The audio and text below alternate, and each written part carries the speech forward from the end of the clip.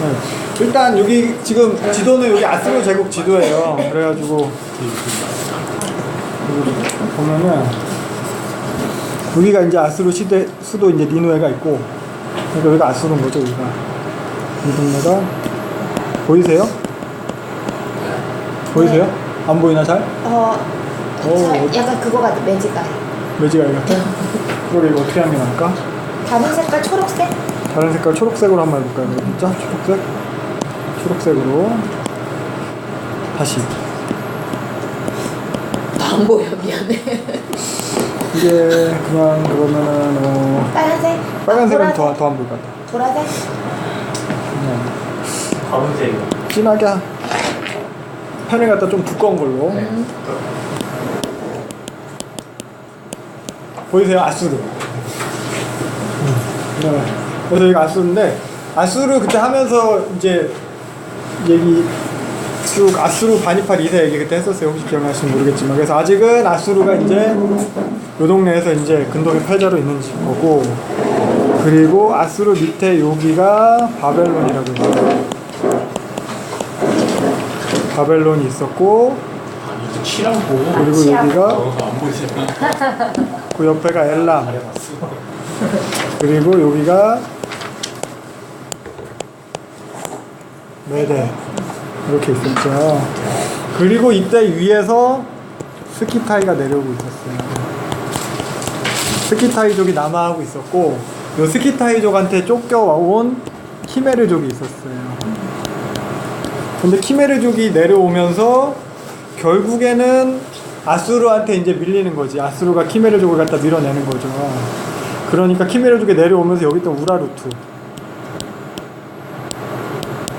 보이세요? 우라루투족을 갖다가 키메르가 점령을 하고, 계속해서 아수르한테 밀리니까 옆에 있던 프리기아까지 점령을 하고, 그리고 여기가 이제 리디아거든요. 리디아까지 있어요. 그리고 여기는 다들 아다시피 이집트고, 그 밑에 이제 구스가 있고, 요 정도. 요게 지도예요. 지도에서 위치는 대충 아시겠죠? 네. 기마민족이에요. 스키타이 내려오고 있는 중이 이렇게. 요 상태. 아수르가 아직은 가장 큰 땅을 차지하고 있어요. 요 지도를 기억하시면서 이제 연표를 보면서 좀 설명을 할게요.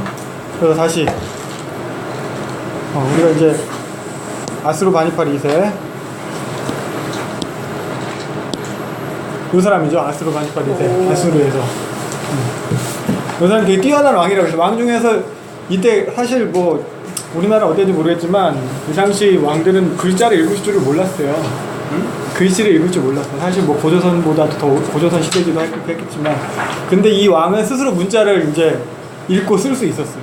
아수르 바니팔 2세는. 그래서 수학, 철학, 과학, 역사 이런 다양한 분야에 관심이 많았고, 그래서 이제 그러다 보니까 요 아버지 에사핫돈이 다른 형제들에 비해서 다 제쳐놓고 요 아수르 바니팔 2세를 갖다가 이제 후계자로 삼은 건데, 사실 그 적자는 아니에요. 서자예요. 그러니까 원래 진짜 왕비랑 큰아들은 죽었어요.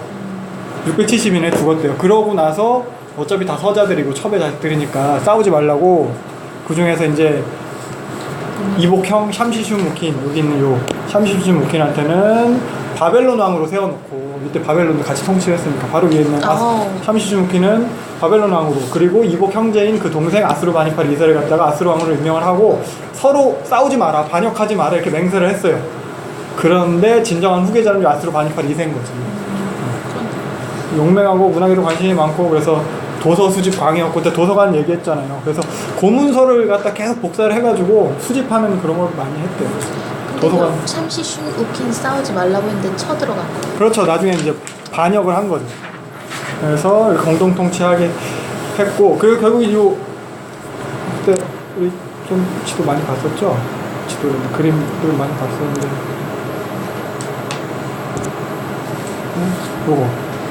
요게 이제 그때 이제 부조예요. 요게 다 이런 식으로 부조를 다 뜯어 모았고, 그리고 네, 여기 이제 도서관, 이 사람이 만든 아수르 바니팔 2세가 만든 도서관에 있었던 뭐 타블렛이죠. 이렇게 글씨 다 써 있는 거예요. 쐐기 문자라고. 이거 다 읽을 줄 알았대. 그러니까 뭐 훌륭한 사람이네. 이런 거. 그래서 길가메시 토판 이야기를 했었어요. 수메르, 메소포타미아 홍수시나 뭔 소리인지 잘 모르겠지만 이게 문자예요. 그리고 뭐 사자사냥 부조 그때 많이 봤었어요. 그런 사람이 그리고 용맹했대요. 그래서 그런 거 이렇게 봤었고, 요게 이제 아스루바니팔 이세를 갖다가 표현해 놓은 만들어 놓은 상징다리가 용맹 사자가 있어요. 사자를 한 손으로 잡고 있고 한 손으로 책 들고 있는 거예요.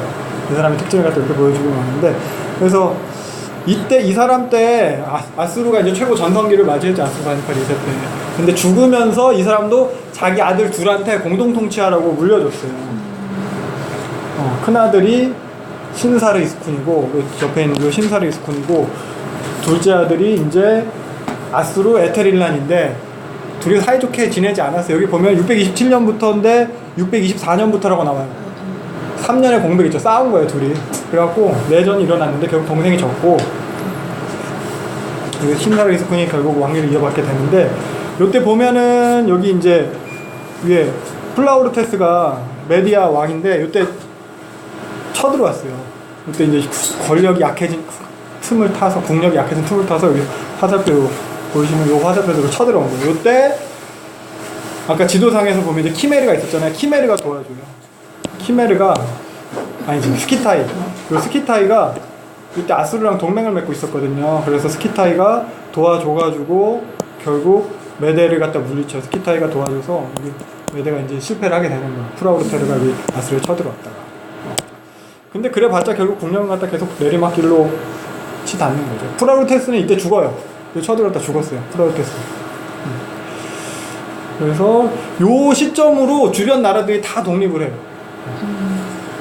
요때 바벨론도 요때 샴시슈무키는 요 아스루바니팔 2세 때부터 이제 형인데 이제 반란을 일으켜가지고 둘이 싸워가지고 결국 3년 만인가? 4년 만에 제압을 당하고, 아스루바니팔 2세는 그 이후에도 계속 엘람을 갖다 정벌하러 다녀요. 엘람은 여기 바벨론에 항상 배우는 요 엘람이 봐주고 있었거든요. 바벨론이 반역을 일으킨 거는 요 엘람이 도와줬다. 그래서 여기 4년, 여기 10년 동안 점령을 하러 다니니까 메데도 반란을 일으키고 이집트도 반역을 일으키고 다 독립을 하는 거예요, 주변 나라.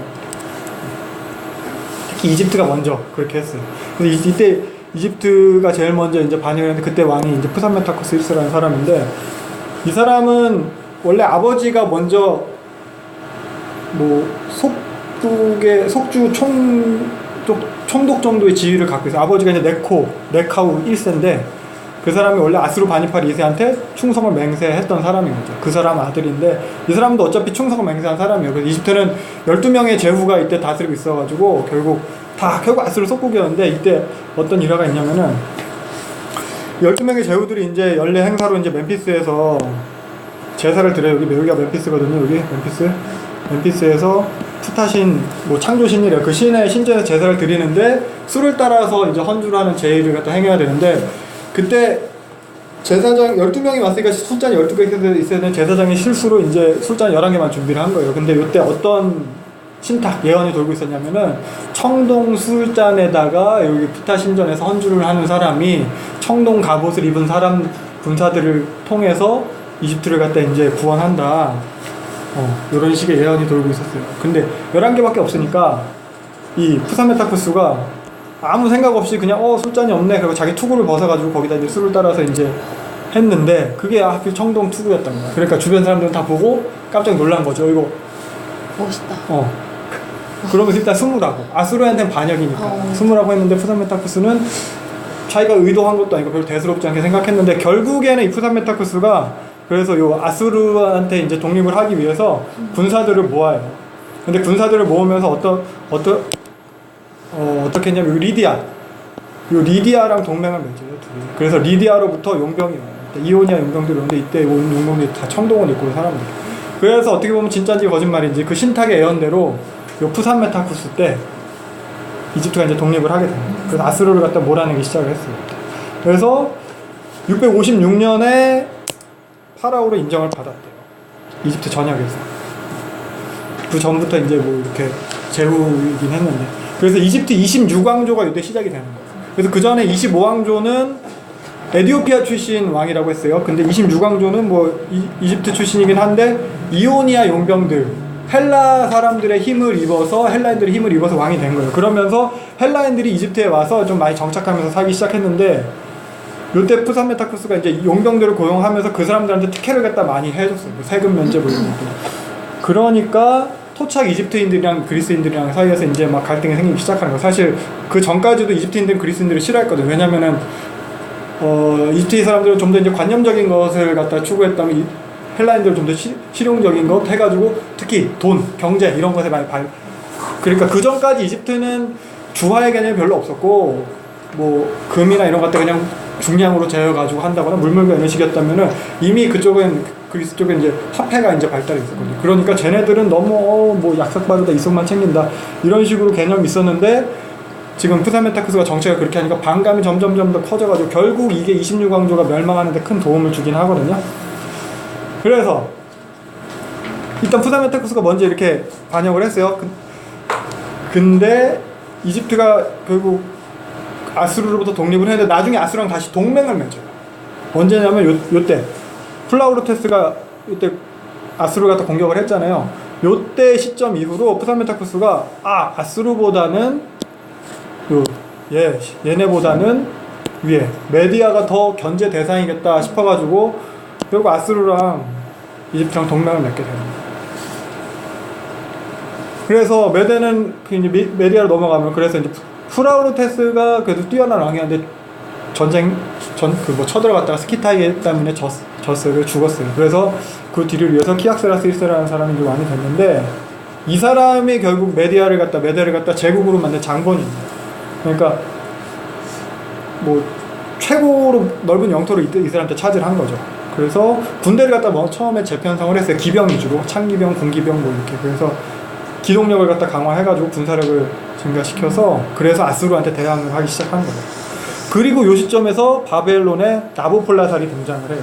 그래서 바벨론 제국을 이때 창설해요. 신바벨론이라고. 그래서 이 사람은 갈대아 족장 출신인데 이때 아수르바니팔 2세 죽자마자 나보폴라살도 바로 반란을 일으켜요. 그래서 616년에 나보폴라살이 바로 이제 아수르를 갖다 침략을 했는데 이때는 아수르가 이집트랑 동맹 맺혔다고 했잖아요. 이집트가 도와줘가지고 실패해요. 메소포타미아에서 저지당했어. 그냥 제대로 많이 싸워보진 못했어.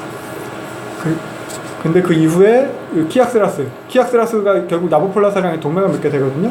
메데아랑 바벨론랑 동맹을 맺게 되는 건데 키악세라스가 614년에 아수르를 갖다가 쳐들어왔어요. 요 화살표. 그래서 이때 아수르를 쳐들어왔어요. 요때 도시 아수르를 갖다 점령을 해요. 그러니까 아수르의 이 당시의 수도는 여기 보시면 알겠지만 니누에였어요. 너무 안 보이네. 여기 니누에예요.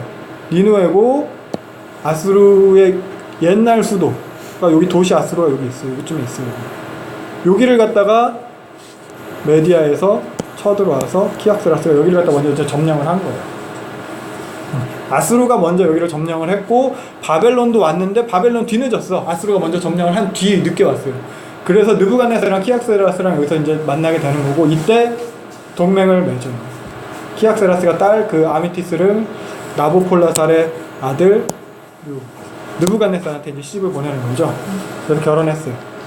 그래서 요때 느부갓네살이 메디아에서 시집 온 공주를 위해 만들었다는 게 공중정원이죠. 사진 한번 찾아볼까요? 뭐 상상도인데 이런 거네. 그러니까 식물이 그 메디아는 아까 지도 보시면 알겠지만 여기 산맥이거든. 산맥 자그로스 산맥이에요. 여기가 이 산맥 위에서 살기 때문에 여기 어차피 뭐 녹음이 우거지고 이런 데 살다가 바벨론은 이쪽 아라비아 사막 바로 위에 있잖아요. 그러니까 사막으로 공주가 시집을 온 거예요. 그러니까 이제 그 공주를 위해서 이 동네 물을 갖다가 다 끌어올려가지고 이게 5단으로 돼 있대. 5단으로 위에서부터 물이 흘러내리는 거야. 그래가지고 이렇게 만들었대. 제일 꼭대기는 한 20평 정도 되는데 점점 넓어지는 거예요. 그래서 이게 세계 뭐 7대 불가사이다 뭐 이렇게 얘기하더라고요. 그래서 뭐 이런 정도 상상도 못죠. 없어졌어요. 페르시아가 침략하면서 다 없어졌어요. 그래서 아무튼 메데랑 바벨론 이렇게 서로 동맹을 맺었고 그 뒤에 이제 2년 뒤에 612년에 드디어 이제 쳐들어와서 같이 쳐들어왔어요. 이렇게 화살표 둘이 같이 있죠. 그래서 쳐들어와서 결국 요 화살표가 아니야. 요 화살표 같이 쳐들어와서 그래서 니누에를 갖다 이때 점령을 했어. 또 니누에 3개월 만에 포위 3개월 만에. 그래서 이때 아수르 왕 신사르이스콘이 도망치다가 잡혀서 죽어요. 이 사람 죽고 그 뒤에 이은 이 아수리 우발리 2세는 다른 왕족 중에 한 명이에요. 그냥 이 사람은 그 뒤를 이은 그 직계 왕은 아니고 왕족 중에 한 명이 이제 살아남아가지고 패잔병들 이끌고 하란으로 도망가요. 하란으로 도망가서 하란에다가 망명정부 세우는 거예요. 하란은 여기 있어요. 여기 니누에를 멸망당했고 니누에에서 하란으로 도망가서 하란에다 망명정부 세우고 계속 여기서 이제 싸우고 있는 거야. 그래서 근데 결국 610년에 요 하란마저 점령당하고 여기 그 아수르 우발리 2세는 이집트로 망명을 해요. 그리고 거기서 끝이에요. 끝. 그래서 요렇게 그냥 아수르는 제국이 문을 닫아요. 지구상에서 이제 역사상에서 사라져요. 사실 아수르 처음에 얘기하면서 경영하는 방식이 공포정치라고 했잖아요. 잔인하게 해가지고 특히 신체 학대적인 그런 걸 많이 자행을 해가지고 두렵게 해서 철저하게 탄압하면서 애초부터 반란을 갖다 방지하는 방식으로 그렇게 운영을 했는데 근데 되게 그래서 제국들 중에서 가장 오랜 기간을 갖다 이제 제국으로 통치를 했는지는 모르지만 그러나 그들의 그러한 방식이 결국 그래도 제국을 갖다 지탱해주지 못했다는 거죠. 그래서 결국 이것도 이제 하나님의 주권 안에 있는 거고 아수르도 하나님의 주권 안에서 결국 선지서에 보면 이런 것들이 다 이제 예언이 돼 있잖아요. 그래서 별 수 없는 거예요. 하나님 주권 안에서. 민족 말살, 혼혈 정책 이런 거 썼는데 결국 성공하지 못했어요. 그래서 요 아수르는 이런 식으로 망하고 그래서 요때 이집트는 네코 2세가 푸산메타쿠스 1세 아들인데 하란을 그 아수르 우발리 2세가 여기로 하란 빼앗기고 망명했잖아요. 그래서 하란을 다시 되찾아 주려고 요 화살표 보면은 이쪽에 출정을 하는 거예요. 이렇게. 이때가 1차 갈그미스 전투예요. 근데 아수르를 도와준다기보다는 아수르가 이제 저렇게 흐지부지 무너지니까 아수르를 흡수해서 우리가 다 저렇게 이제 근동의 패자로 이제 올라가야겠다 이런 야심이 있었다고 요세푸스는 그렇게 기록을 하고 있어요. 그래서 요때 도와주러 출정하는 것을 갖다가 요시아가 막았다가 무기토에서 요시아가 죽은 거예요. 그래서 아무튼 뭐 요시아는 물리쳤죠. 무기토에서 물리치고 무기토가 여기쯤에 있어요. 여기서 물리치고 여기 하란 앞에 보면 요 유프라테스 강 건너편 여기가 갈그미스거든요. 갈그미스에 진을 쳤어요. 그래서 갈그미스까지는 잘 점령을 했는데 그 이후에 하란 점령에는 실패했어요. 그래서 그냥 다시 회군해서 돌아오게 되는 거죠. 돌아오는 길에 요시아 뒤를 이은 아들 여호아스 잡아가고 그 뒤에 엘리야김을 갖다가 이제 왕으로 이름 바꿔서 여호야김으로 왕을 세우는 거죠. 그래서 요때 그냥 하란 정복하지 못했지만 유프라테스강 이남에 대한 지휘권을 갖다 다 인정을 받아요. 지배권을 갖다 좀 확실히 하고 가는 거예요.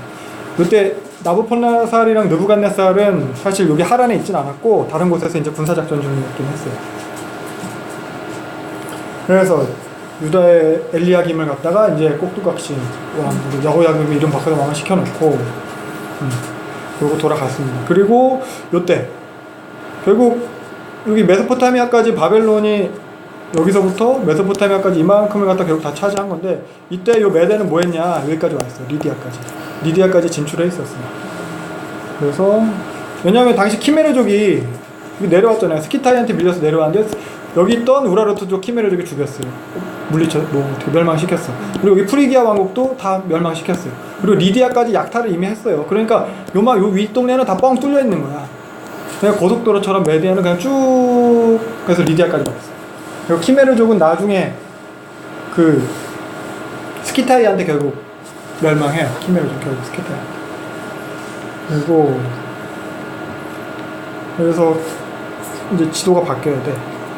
이 지도가 아니고 그래서 이제 아수르는 망해서 없어졌고 요렇게 돼요. 이게 리디아,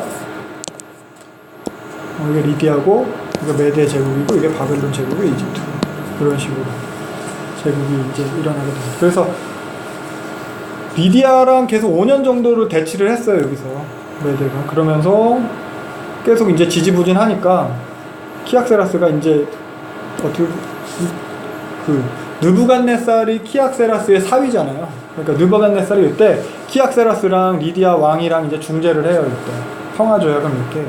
리디아 왕이 이때 알리아테스인데 알리아테스 딸 아리에니스랑 메데 키악세라스 아들 아스티아게스. 이 아스티아게스랑 결혼을 해요. 그래서 요거를 보려면은 고레스 족보를 보면 조금 더 나오지. 이렇게 되는 거죠. 보이세요?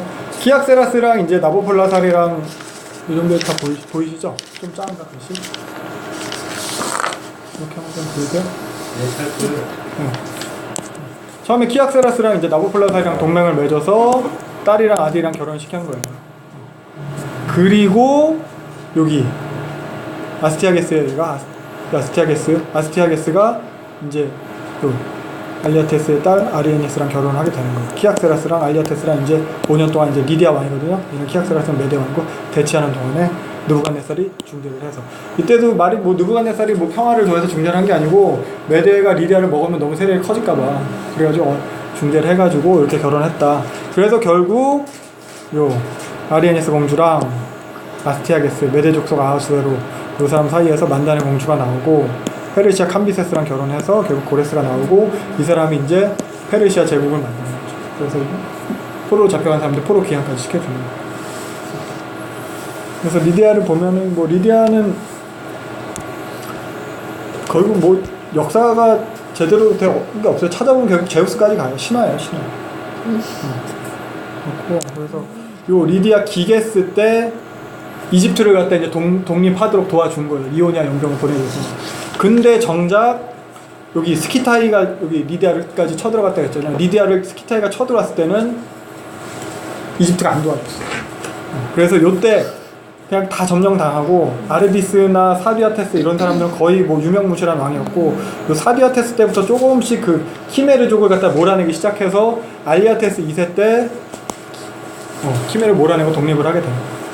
그러면서 그때 쳐들어온 요 메데 키악세라스 1세랑 딸 아들 결혼시켜가지고 동맹 맺게 됩니다. 요러한 국제 정세예요. 아수르는 망해서 없어졌고 요시아도 그래서 다들 그러니까 반란 일으켜가지고 다 독립을 했잖아요. 요때 아스르바니팔 2세 죽고 나서 요 신사라이스군 요때 그래서 키악세라 메데도 독립했어요. 여기 바벨론도 독립했어요. 그리고 이집트도 독립했어요. 그러니까 요시아도 어느 정도 약간 독립을 갖다 좀 꿈꿨을 거예요. 그런 시점에. 그래서 보면은 그냥 바로 계속 이어서 할게요. 뭐 쉬는 브레이크 없이 이제 성경 본문 들어가는 거예요. 배경 설명 이제 했어요. 영상했어요. 바로 들어갈게요. 그래서 요시아 시대 가장 사악한 므낫세 왕이 뭐 가장 또 긴 통치 55년 그걸 지나고 그 아들 아몬 똑같이 악한 놈이죠. 그 다음에 가장 선한 왕 요시아가 이제 이어지게 되는 거예요. 이때 세종대왕급이에요. 요시아가 우리나라 치면. 그래서 요시아 같은 경우는 남유다뿐만 아니라 북이스라엘까지도 아수르의 속주였잖아요. 아수르의 속주인 북이스라엘까지도 이제 종교개혁을 갖다 실시를 해요. 아마 아수르가 이때 추춤했다고 했잖아요. 아마 북쪽까지 영토를 회복했던 것 같아요. 그래서 다시 한번 남유다를 갖다 이제 독립국으로 만든 왕이 요시아라는 거죠. 그래서 성경 열왕기하 22장부터 같이 볼게요. 보면은 이제 8살 때 즉위를 했어요. 아버지 아몬은 22살 때 왕이 돼서 2년간 다스렸어요. 그래서 24살 때 신하들한테 죽은 거야. 요시아는 그 당시 8살이었어요. 16살에 아들을 낳은 거죠, 아빠가. 그래서 결국 8살에 어린 나이에 왕에 올랐어요. 이런 요시아에 대한 평가를 보면은 2절. 여호와 보시기에 정직하게 행해서 다윗의 모든 길을 행하고 좌우로 치우치지 않았다. 다윗의 모든 길로 행했다. 이런 평가를 받는 왕은 3명밖에 없어요. 여기 보면은 아사, 히스기야, 요시야 이 3명. 3명만 다윗의 길로 행했다는 평가를 받거든요. 그리고 여기 좌로나 우로나 치우치지 아니하였다. 이거는 뭐 중용을 지켰다 이게 아니고 그 길에서 벗어나지 않았다는 그 뜻이에요. 전 처음에 그럼 나쁜 짓도 좀 덜하고 착한 짓도 좀 덜하고 중용인가 했는데 그게 아니고 그 길대로만 했다. 벗어나지 않았다. 그러니까 신명기적 사관에 있어서는 요게 이제 최고의 평가라고 하더라고요. 신명기에서 계속 율법에 있어서 좌로 우로 치우치지 않는 거에서 신명기서에서 계속 강조를 하거든요. 그래서 우리가 지금 열왕기서 보고 있잖아요. 그래서 신명기계 역사서, 역대기계 역사서 그때 개관하면서 제가 얘기했던 거 혹시 기억나세요? 그래서 열왕기서는 신명기를 기준으로 쓰여요. 신명기에 합당한 사람은 잘했다. 신명기에 대로 하지 못하는 사람은 잘 못했다. 그래서 이걸 선지자적 관점이라고도 하는데, 결국 신명기는 언약이잖아요. 그러니까 하나님과 언약 맺은 언약대로 잘 하면은 선지자가 별말 안 하는데, 언약대로 잘 못할 때 선지자가 나타나서 이야기를 하는 거거든요. 하나님과 이 백성 사이에서. 그래서 선지자적 관점의 역사서다 이렇게도 표현을 하기도 해요. 그런 거 기억하면 가시면 될 것 같고, 그래서 요시아가 결국 이런 평가를 받는 것은 율법을 시행하는 데 있어서 최고였다는 거예요. 언약에 비추어서 가장 이상적인 왕이었다는 거예요. 우리는 왜 그랬을까, 요시아가? 그리고 어떻게 했길래 그런 평가를 받았을까? 그런 이런 물음을 가지고 요시아는 왜 그랬을까? 이런 물음을 가지면서 함께 보면 좋을 것 같아요. 그래서 3절 보면은 통치 18년 요때부터 이제 개혁을 했다라고 열왕기서는 기술을 하고 있는데, 역대기를 갖다 참고를 하면은 통치 8년과 12년의 개혁에 대해서도 나와요. 역대기가 3절부터 보면은 아직도 어렸을 때 왕에 있은 지 8년에 다윗산을 비로소 찾고, 그리고 제 12년에 예루살렘을 정결하게 해서 그런 산당들 다 없앴다. 그리고 18째 해 때 성전을 갖다가 정결하게 했다는 것은 성전에 있는 우상들을 다 치웠다는 거예요. 그리고 나서 성전을 좀 수리를 하자 했다가 이제 그 율법책을 발견하는 거구나, 언약책을. 역대기에 보면 이렇게까지 나와요. 그래서 그것도 이제 정리를 해서 가면은 통치 12년이에요. 12년이면은 아니지, 통치 12년이 아니었지. 아이고, 이렇게 하면 안 되는 건데. 다시.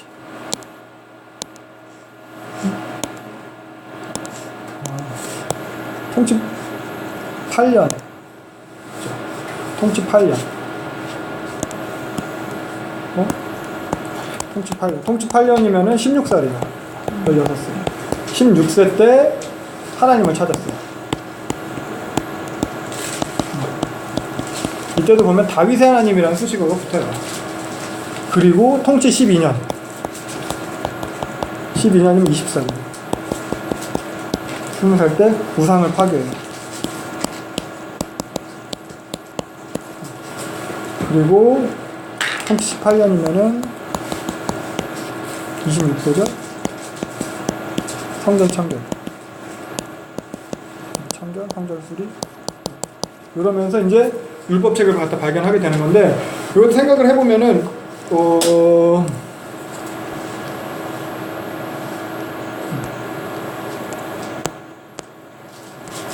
아이고, 메모리가 딸리나? 안 보이네. 여기 보면은 요시아가 활동하는 시기에 선지자가 이제 나훔, 스바냐, 예레미야 뭐 이렇게 다 있잖아요. 그래서 요 통치 8년, 아이고, 통치 8년 요때가 스바냐 활동 시기예요. 그리고 통치 12년 요때가 예레미야 활동 시기예요.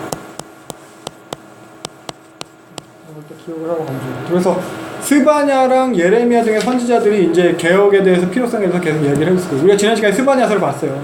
그 스바냐가 쓴 스바냐서, 스바냐는 요시야 개혁 이전에 아직 므낫세와 아몬의 그런 악한 통치와 백성들의 그런 우상숭배 타락이 남아있을 때 스바냐가 그런 강력한 메시지를 전했을 때 요시야가 그걸 들었겠죠. 그러니까 하나님을 찾은 거예요, 요시야. 그리고 아직 보지는 않았지만 예레미야가 계속해서 그런 개혁에 대한 필요성과 방향성에 대해서 그런 사상적인 토대를 제시를 해줬을 것이고, 배후에서 그런 지원을 많이 해줬을 거예요, 선지자들. 그래서 그런 스파냐를 착각해서 학계를 만났다. 그러실 수도 있겠죠. 스파냐랑 학계랑 같은 시대에 맞아요. 착각해가지고. 그래서 통치 18년에는 이제 이러한 이제 종교개혁을 갖다 이제 하면서 이제 성전 수리까지 하게 되는 거죠. 통치 18년 성전 수리하면 이때 율법서를 갖다 이때 발견하게 되는 거예요. 그래서 결국 생각을 해보면 율법책이 이때 발견이 돼요. 8절. 율법책이 이때 발견이 되는 건데 우리도 이제 좀 제사장이 율법책을 발견했어요. 그러니까 율법책이 발견됐다는 것은 그동안 잊혀졌다는 거거든요. 그동안 율법책을 잃어버렸다는 거예요. 근데 잃어버렸던 율법책을 다시 찾은 거예요. 그동안 율법을 안 읽었다는 거예요, 이 사람들이. 그것도 제사장이. 여호와의 성전에서 여호와의 율법책을 읽히지 않아요. 예를 들면 뭐 학생이 책가방에서 교과서를 발견했습니다. 학교 다닌 지 몇 년 만에 뭐 이렇게 되는 거예요. 이게 뭐 되게 놀라운 일인가? 그 학생 어떤 학생이나? 그런 식의 표현이 되는 거예요. 사실 요 신명기에 따르면 율법책에 대해서 어떻게 표현하고 있냐면은 신명기 31장 9절부터 9절 모세가 먼저 율법책을 써서 줬어요. 그리고서는 매 7년 끝 정기 면제년에 7년마다 안식년마다 안식년 시작될 때 싹 다 모여라. 남녀노소 외국인까지 다 모여서 다 읽어라. 이렇게까지 했는데 이걸 안 지킨 거죠. 그리고 24절부터 26절 이때 보면은 다 써서 마친 후에 레위인한테 줘서 이거 언약궤 옆에도 항상 둬 했는데 언약궤 옆에 안 둔 거죠. 그냥 아무 데나 처박아 놨던지 혹은 뭐 문하세 때 문하세가 무서워서 숨겨놨던 걸지도 모르고 그리고 모세 명령대로 하지 않은 거예요. 언약궤 곁에 보관하지도 않았고 읽지도 않고 사실 요 성경 기록에 의하면은 여호수아한테 딱 한 번 해요. 여호수아한테 다 같이 불러 모아서 언약책 읽은 거 여호수아 딱 한 번. 다윗 때도 제대로 안 해요. 다윗 때도 제대로 요것에 대한 기록은 없어요. 그래서 힐기야가 대제사장 힐기야가 율법책을 서기관 사반한테 주었고 사반이 그것을 갖다가 이제 요시야 앞에 가서 읽어 올리는데 그러니까 종교개혁을 해오는 중이긴 했어요. 근데 요시야도 율법책도 처음 보고 내용도 처음 듣는 거예요. 근데 왕은 신명기 17장에 의하면은 율법의 등사본 율법책 베껴 써가지고 계속 읽어라라고 써있거든요. 신명기 17장에 안 한 거예요. 못 한 거예요. 그러니까 뭐 내용도 내용이겠지만 이제 와서 이걸 발견했나 해서 옷을 찢는 거예요. 옷을 찢는 것은 이제 비통함의 표현이죠. 그러니까 그동안 뭐 너무 하나님 거역한 거고 그 결과 재앙이 온다 이런 내용도 있고 하니까 그렇게 요시야가 그래서 요시야가 이런 옷을 찢는 행동은 단순히 뭐 비통함의 표현이기도 하지만 회개의 표현이라고 볼 수 있어요. 그래서 이걸 같이 19절을 갖다 보면 좋은데 19절에는 이제 그 요시야가 옷을 찢은 것에 대해서 하나님께서 어떻게 평가하셨냐면은 너는 깊이 뉘우치고 회개하는 마음으로 내 옷을 찢고 크게 통곡함으로써 그래서 결국 이거예요. 마음이 부드러워졌다. 마음이 부드러워졌다. 개역개정 보면은 마음이 부드러워졌어. 마음이 부드러워졌다는 것이 이제 여기선 부드러워졌다고 번역했지만 마음이 무너짐 뭐 이렇게 표현이 되는 거예요. 마음이 무너짐. 그래서 여기 네가 내 앞에서 겸비하여 겸손히 낮추어 혹은 무릎 꿇음이라고 표현해요. 그러니까 마음이 무너져서 무릎 꿇고 통곡한 거예요. 요시야는 그런 반응을 보였어요. 율법책에 대해서. 그래서 결국 어떻게 보면 자기도 잘못한 거 죄를 깨닫게 됐고 돌이키게 되는 거예요. 그래서 11절은 이게 이제 요시야의 외적인 것을 갖다가 이제 서술한 거라면 19절은 하나님의 관점에서 그 내적인 것까지도 이제 통찰을 해서 기록이 된 거죠. 그래서 12절 보면은 요시야가 이제 명령을 하는 거죠. 신복들을 다 모아가지고 율법책에 대해서 이제 이게 하나님 뜻이 어떤지 선지자 찾아가서 물어봐라. 그래서 책 내용에 따르면은 사실 우리를 위해서 기록된 책인데 우리가 순종하지 않아서 하나님의 진노가 너무 크다 뭐 이런. 그래서 14절 보면 여선지자 훌다를 찾아갑니다. 훌다는 2구역에 살고 있대요. 성전 2구역.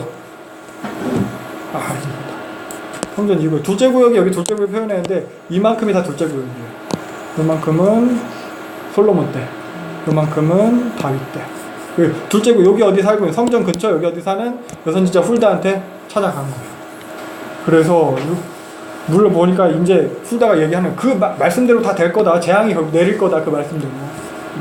그 책의 내용이라는 게 신명기 28장 내용일 거예요. 거의 신명기 28장에 보면은 축복과 저주를 하면서 저주를 갖다 거의 한 59절 정도로 막 써놓고 있거든요. 그래서 니네가 하나님을 버리고 우상숭배를 했으니까 또 손으로 하는 짓마다 니네가 악했다. 17절. 그래서 내 진노가 크다. 꺼지지 않는다. 이렇게 하고 있어요. 결국 망할 거예요. 근데 18절 보면은 너희를 나한테 보낸 유다 왕 요시야에 대해서는 네가 내 말을 들었으니까 나도 네 말을 듣겠다. 그 너의 회개를 내가 들었다. 그래서 너는 그러한 재앙을 보지 않고 묘실로 들어갈 거야. 그러니까 요시야 죽기 전까지는 그 재앙은 유보된다. 뭐 이런 의미죠. 이런 상황인 거예요. 율법책은 결국 발견했고 종교개혁은 해오는 중인데 무슨 상황인지 아시겠어요? 이미 심판은 정해졌어요.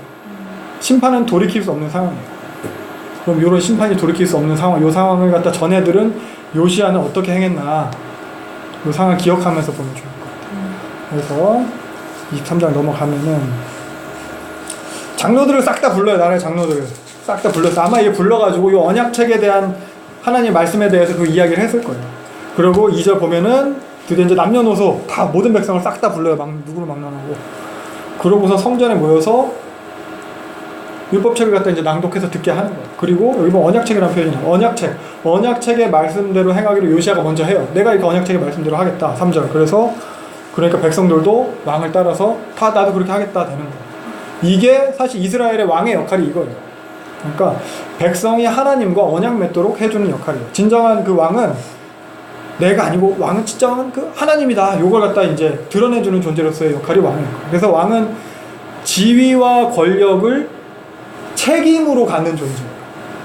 그러니까 하나님의 뜻을 하는 존재로서 그 권력을 책임으로 받은 거예요. 그리고 요시야는 그 권력을 가지고 그 책임을 갖다 제대로 수행하는 거죠. 그래서 가장 이상적인 왕으로 평가를 받고 있는 거죠. 그래서 이렇듯 요시야가 이제 율법책을 발견하고 나서 그 개혁에 이제 힘과 방향성을 더해 주는 거예요. 어떻게 해야 되는구나. 그래서 제위 18년에 율법책을 발견하고 종교개혁이 이제 절정에 다다르게 됩니다. 그때가 이제 622년일 거예요. 그래서 4절부터 보면은 이제 총체적인 우상 척결이 시작이 되는 거예요. 백성들이랑도 다 이제 동의를 받은 거고, 이제 그럼 이제 우상 싹 없애자. 그래서 우상 섬기게 한 제사장들, 뭐, 남창의 집, 뭐 이렇게 표현되는데, 여기서 남창은 뭐 호스트바에 있는 호스트 그게 아니고, 남색하는 자들을 상대하는, 동성연애하는 관련된 그 신전 창기예요. 그리고 산당들, 그리고 뭐 인신제사 드리던 그런 도배, 뭐 그런데. 그런 것들 다 없애는 거예요. 그러면서 뭐 여기 보면 이제 태양숭배, 또 태양숭배는 뭐 어디가 하나 있었고, 그리고 여러 제단들, 그리고 솔로몬이 세운 산당들, 솔로몬이 말년에 그게 아직까지입니다. 그래서 그걸 다 그러면서 또 이제 북왕국 지역에 속해 있던 베델, 그런 여러 다른 산당들 그런 것들 싹 다 없애는 거예요. 그래서 이렇게 되게 길게 돼 있어요. 그냥 잘했다 아니면 어떻게 깨끗하게 했다 깔끔하게 했다 완벽하게 했다 이게 아니라 쭉 길게 5절부터 쭉 이렇게 길게 세부적으로 적은 것은 요시야의 개혁이 그만큼 이제 철저했다는 것을 갖다 여기서 우리한테 보여주고 있는 것이고, 더불어서 주목할 만한 게 15절부터의 내용인데, 여로보암이 단에 세운 제단이에요. 기억나세요? 여로보암이 단과 브엘세바에 제단을 세웠잖아요. 열왕기상 12장. 열왕기상 12장 요거 보면은 요때, 왜냐면은 남왕국은 솔로몬의 아들 르호보암, 북왕국은 그 뭐 반역했던 에브라임 지파 여로보암. 그러니까 절기 때마다 남쪽으로 성전으로 찾아 내려가니까 이러다 마음이 다 저 남왕국한테 돌아가겠다, 왕국 갖다 바치겠다 백성들이. 그래서 내려가지 마라, 절기도 다른 날짜로 바꾸고 단과 브엘세바에 딱 못 가게 북쪽으로 단과 베델, 브엘세바 제가 잘못 말했어요. 단과 베델에 딱 만들어 놓고, 그때 여기서 이제 하나님 섬기면 된다, 금송아지 만든 거잖아요. 그 얘기예요. 그 제단을 갖다가 요시야가 다 없애는 거죠. 그래서 그때 여로보암이 그때 다 요 제단을 분양할 때 보면은 어떤 사건이 있었어요. 그게 이제 16절에 나오는 건데, 하나님의 사람이 전하였더니 그 전한 말씀대로 되었더라. 요게 뭐냐? 보면은 13장 2절에 대한 내용이거든요. 그래서 분양할 때 남쪽에서 하나님의 사람이 올라가서 그 여로보암에 대해서 한 얘기가 있어. 네 제단 나중에 요시야라는 사람이 나오면은 싹 다 없앨 거고, 거기다 제사장을 제물로 바치고 사람의 뼈를 갖다가 태울 거다, 이런 예언이 있었어요. 근데 이 사람이 가다가 바로 돌아갔어야 되는데 그 늙은 선지자 말 듣고 머물다가 사자한테 물렸나? 그리고 그 사람이거든요. 아무튼 이때 예언된, 열왕기 상에서 예언된 게 비로소 여기서 성취가 됐다, 이걸 갖다가 이야기하고 있는 거예요. 그래서 하나님의 말씀이 반드시 성취됨을 갖다 보여주고 있어요. 이게 열왕기서의 특징이에요. 나중에 예전에 뭐 아합과 이세벨의 죽음, 뭐 개가 필요할 것이다, 뭐 이런 것들, 그리고 여리고 건축에 대한 거, 여리고성 건축한 자 뭐 첫째 돌을 놓을 때 뭐 아니지 뭐 주째 돌을 놓을 때 아들이 죽고 문짝을 달 때 막내 아들이 죽을 뭐 요거 요런 게 다 열왕기서에는 이전의 역사서에서 그 예언되었던 게 다 성취되어지는 하나님 말씀이 그대로 이루어진 것에 대해서 강조를 하고 있어요. 그래서 여기서도 그걸 다 표현하고 있는 그때 예언됐던 게 많은 시간이 지난 수백 년이 지난 이후에 지금 이렇게 요시아를 통해서 성취되고 있는 거다. 그래서 19절 보면은 북왕국에 세웠던 그런 산당들, 예전에 북왕국 왕들이 했던 그런 악행들, 그거 갖다가 다 요 베델의 제단에서 했던 것처럼 다 하고 예루살렘으로 돌아오게 되는 거예요. 그러니까 앞에 자기 이전에 모든 왕들이 잘못했던 것에 대해서 다 개혁을 한 거예요. 그리고서는 21절 온 백성과 더불어서 유월절을 지킵니다. 그러면서 이렇게 제대로 유월절을 지킨 적이 없었대요. 사사시대입니다. 그러니까 출애굽 이후 처음인 거예요. 가나안을 정복하고 그 다음에 사사시대를 거쳐서 통일왕국, 분열왕국 시대를 지나면서 단 한 번도 요시아처럼 지킨 사람이 없었다. 이 유월절을 요시아가 지킵니다. 유월절의 의미 아시죠? 유월절이 그거잖아요. 출애굽 때 문설주와 임방에 피 바르고 양 잡아서 피 발라서 그러니까 하나님께서 이스라엘 백성을 갖다 구원해 주신 것을 갖다 기념하는 절기로서의 유월절. 그래서 유월절을 갖다 지키라는 건데 그런 뭐예요? 하나님 백성의 정체성이거든요. 근데 그 하나님이 구원해 주신 것을 갖다 기념하는 것을 갖다가 안 하고 있다는 거, 제대로 못 하고 있었다는 거. 그 유월절 갖다 이제야 지키게 된다는 거.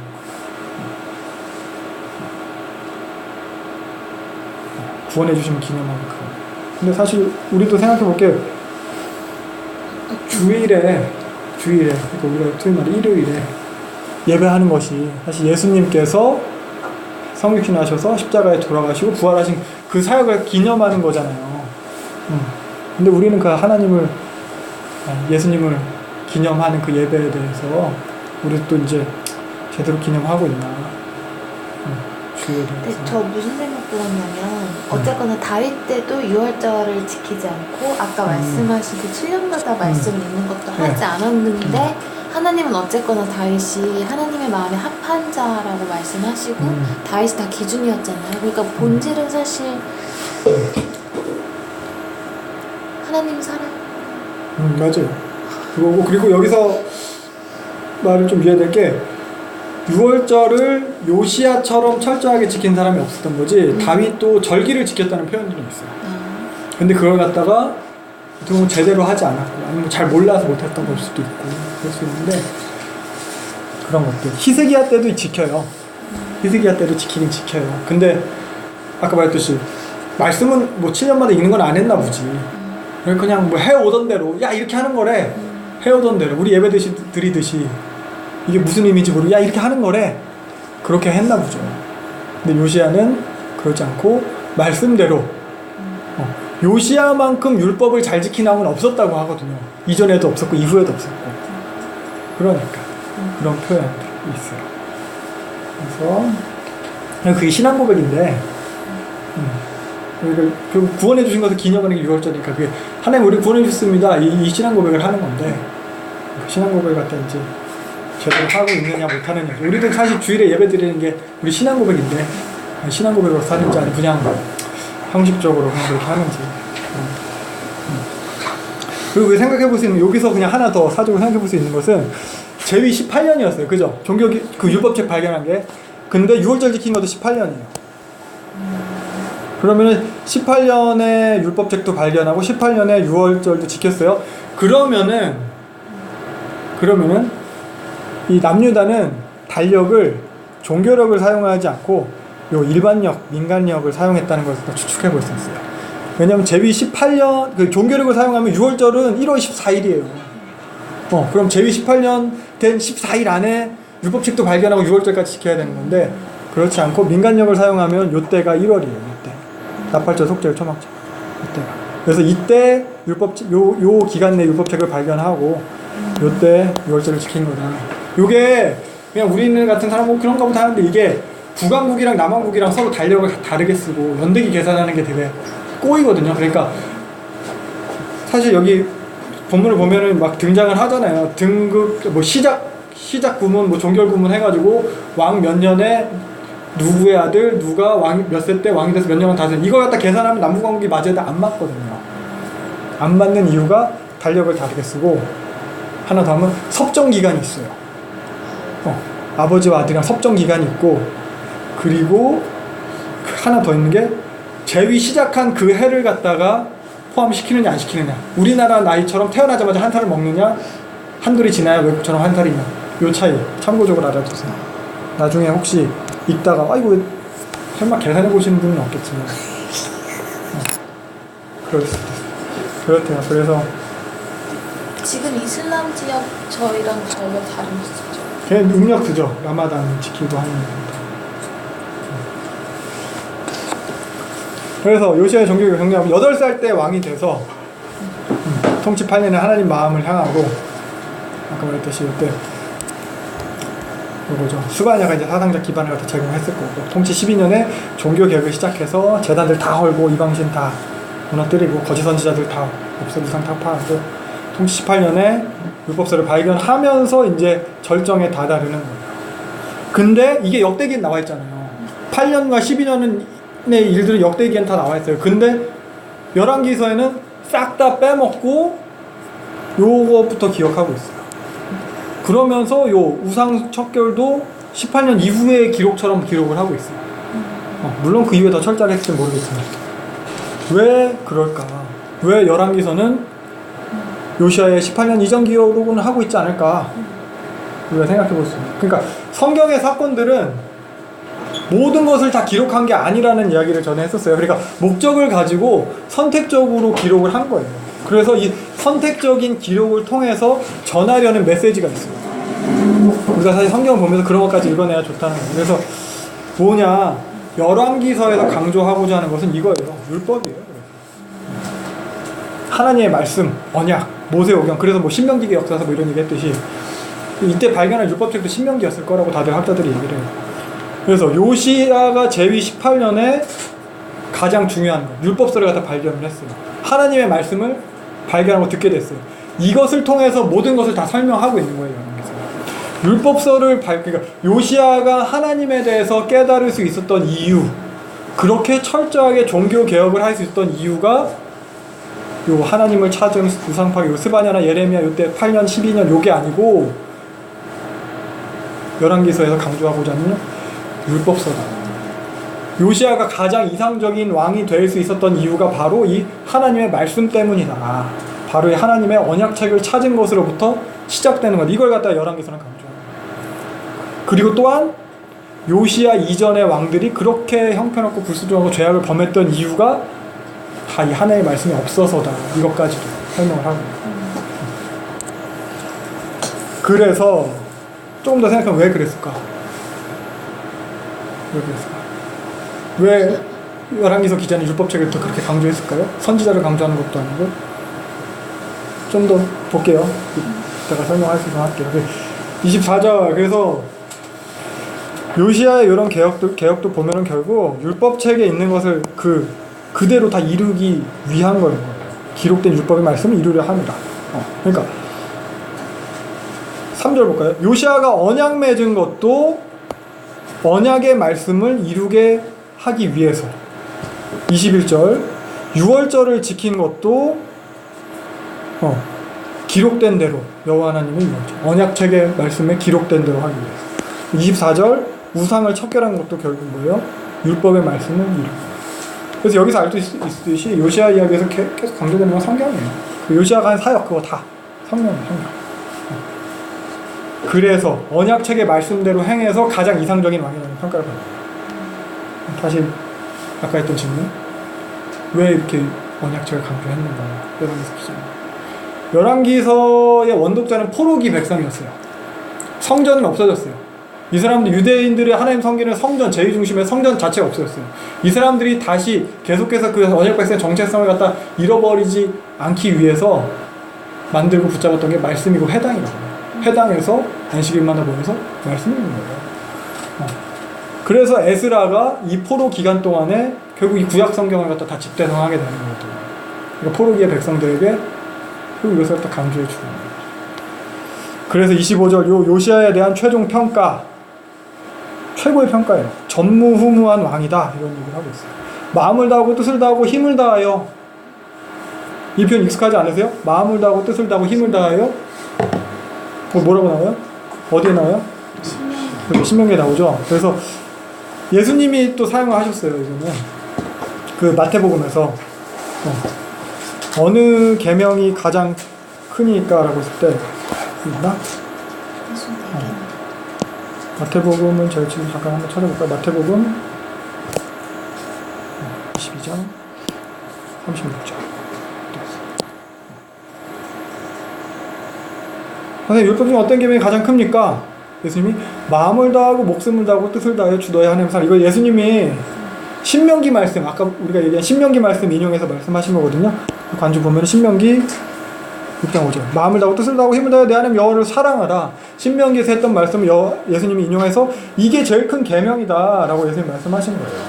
그래서 여기서 보면은 마음을 다하고 뜻을 다하고 힘을 다하였는데 예수님은 마음을 다하고 목숨을 다하고 뜻을 다하여 이렇게 바뀌었잖아요. 여기서 뭐가 바뀌었어요. 힘이 히브리어로 이제 네페시가 쓰였는데, 네페시는 호흡이라는 뜻이거든요. 영혼, 생명, 목숨으로도 번역이 될 수 있어요. 그러니까 예수님은 헬라어 70인역 성경을 보시고 이렇게 번역이 된 거고, 우리는 구약 마스라 본문을 보기 때문에 다른 거지, 이게 뭐가 좀 다르다, 그렇게까지 생각하시는 분이 있을지 모르겠지만 꼭 그렇지 않다는 거예요. 그래서 정리하면은 결국 이 요시아에 대한 요 표현, 마음을 다하고 뜻을 다하고 힘을 다하여 요 표현은 가장 큰 계명을 갖다 표현하는 표현이에요. 가장 큰 계명은 하나님을 사랑하는 거예요. 그래서 가장 큰 사랑은, 하나님을 사랑하는 것은 바로 율법을 따름이에요. 그래서 마음을 다하고 힘을 다하고, 마음을 다하고 뜻을 다하고 힘을 다해서 하나님을 사랑하는 것은 마음을 다하고 뜻을 다하고 힘을 다해서 모세의 율법을 따르는 거죠. 사실 이거 신명기 본문 인용하고 있다고 했잖아요. 신명기 본문의 맥락이 그래요. 하나님을 사랑해라 라고 했어요. 그리고 나서 이어지는 게 이 율법의 말씀을 네 마음에 새기고, 7절 네 자녀에게 부지런히 가르치고, 앉았을 때든지 길을 갈 때든지 누워있을 때 언제든지 이 말씀에 대해서 강론해라. 우리가 지금 이렇게 말씀을 나누는 것처럼 항상 하라는 거예요. 항상 손목에 메고 미간에 붙이고 문설주와 기록하고, 그러니까 뭐 눈 들어가면 다 보이게 해가지고 해라. 이게 마음을 다하고 뜻을 다하고 힘을 다하여 내 하나님 여호와를 사랑해라. 이거죠. 그렇습니다. 그래서 요시아에 대한 이런 평가는 그래서 바로 뭐예요? 하나님을 사랑했다는 평가예요. 율법을 잘 지켰다, 이렇게 잘 지켰다, 저런 율법주의자 이거라기보다는 요시아가 그렇게 하나님을 사랑했다, 이렇게 하나님을 사랑한 왕은 전무후무하다라고까지도 볼 수 있는 거죠. 그래서 요시아가 진짜 이런 최고의 평가를 받았어요. 그럼 이런 최고의 평가를 받았으면은 하나님도 좀 어떻게 보면은 다 용서해 주실 만도 한데, 26절 보면은 이런 요시아의 개혁도 그런 다가올 심판을 돌이키지 못했어요. 북이스라엘처럼 망할 거라네. 열왕기서는 이러한 모든 이유를 가져서 보면은 므낫세로 탓하고, 므낫세가 여호와를 경록해. 므낫세, 그때 봤던 그 므낫세. 므낫세 이름 뜻이 뭐예요? 므낫세요? 글쎄요. 지금 그 찾아보지 않았는데. 네. 그게 나쁜 뜻은 아닐 거예요. 그래요? 한번 볼까요? 비슷한 이름으로라도 짓지 않겠어요? 므낫세. 잊게 하는. 므낫세는 그냥 잊게 하는 뭐 조삼 이파라서 그래. 잊어버리다, 무시하다, 제거하다. 그렇게 좋은 이름도 아닌 것 같기도 하고요. 아무튼 그렇습니다. 므낫세는 이런 이름 뜻을 가지고 있고요. 그래서 열왕기서는 이러한 모든 일을 므낫세 탓으로 돌리고 있어요. 그러니까 이것도 생각해 볼 만한 게, 열왕기서가 포로기 백성을 대상으로 쓰였잖아요. 포로기 백성들은 그들의 신학이 깨졌거든요. 다윗의 집안이 망했어. 다윗의 나라, 하나님의 나라가 망했어. 어떻게 다윗 언약이 깨졌어. 그들한테 니네들이 이렇게 망해서 포로로 잡혀온 이유에 대해서 설명해 줄 필요가 있었어요. 그래서 므낫세, 단지 므낫세 개인이라기보단 므낫세 하면서 봤더니, 므낫세는 지금까지 있었던 남왕국 북왕국의 모든 죄악을 갖다가 한 번에 총 집합해놓은 완결판이다라고 했잖아요. 그러한 죄를 총 막는 것이기 때문에 상징적으로 므낫세가 여기 들어간 것이기 때문에, 그래서 므낫세처럼 해서 망한 거다. 니네는 지금 그런 포로기가 있는데 지금 어떤 모습으로 살고 있냐, 그렇게 질문할 수 있게 되는 거죠, 원독자들에게. 그래서 우리 지금도 우리는 그럼 어떻게 살고 있나? 어떻게 살고 있나? 27절 보면은 여기 내 이름을 거기 두리라 한 이 성전을 버리리라 하나님 하셨는데, 우리 하나님의 우리 그리스도인이라고 하지만 우리도 망할 수 있는 거고 교회라고 해서도 망할 수 있다는 거예요. 그래서 28절 보면은 종결 구문이 등장을 합니다. 요시아의 남은 사적과 모든 행정 유다 역대 지략 기록되지 않은 종결 구문이 시작이 됐어요. 근데 특이하게 종결 구문 안에 에피소드가 추가되어 있어요. 요시아의 죽음에 대해서. 사실 종결 구문이 이렇게 없거든요. 그냥 종결 구문은 그냥 뭐 기록되지 않았느냐, 누가 뭐 조상들을 묘실에 왜 묻혔고 그 아들 누가 왕이 됐다, 뭐 이게 종결 구문인데 그 사이에 이게 들어있는 거예요. 그러니까 요걸 갖다가 요시아 이야기로 취급하지 않고 밖으로 빼놓은 거예요. 요시아 이야기에는 이상적인 것으로만 기록을 했고, 그래서 요시아에게서 별로 그렇게 좋아 보이지 않는 그것은 따로 종결 구문으로 빼는 거예요. 그래서 구조상으로 보면 요시아의 이야기가 아닌 것처럼.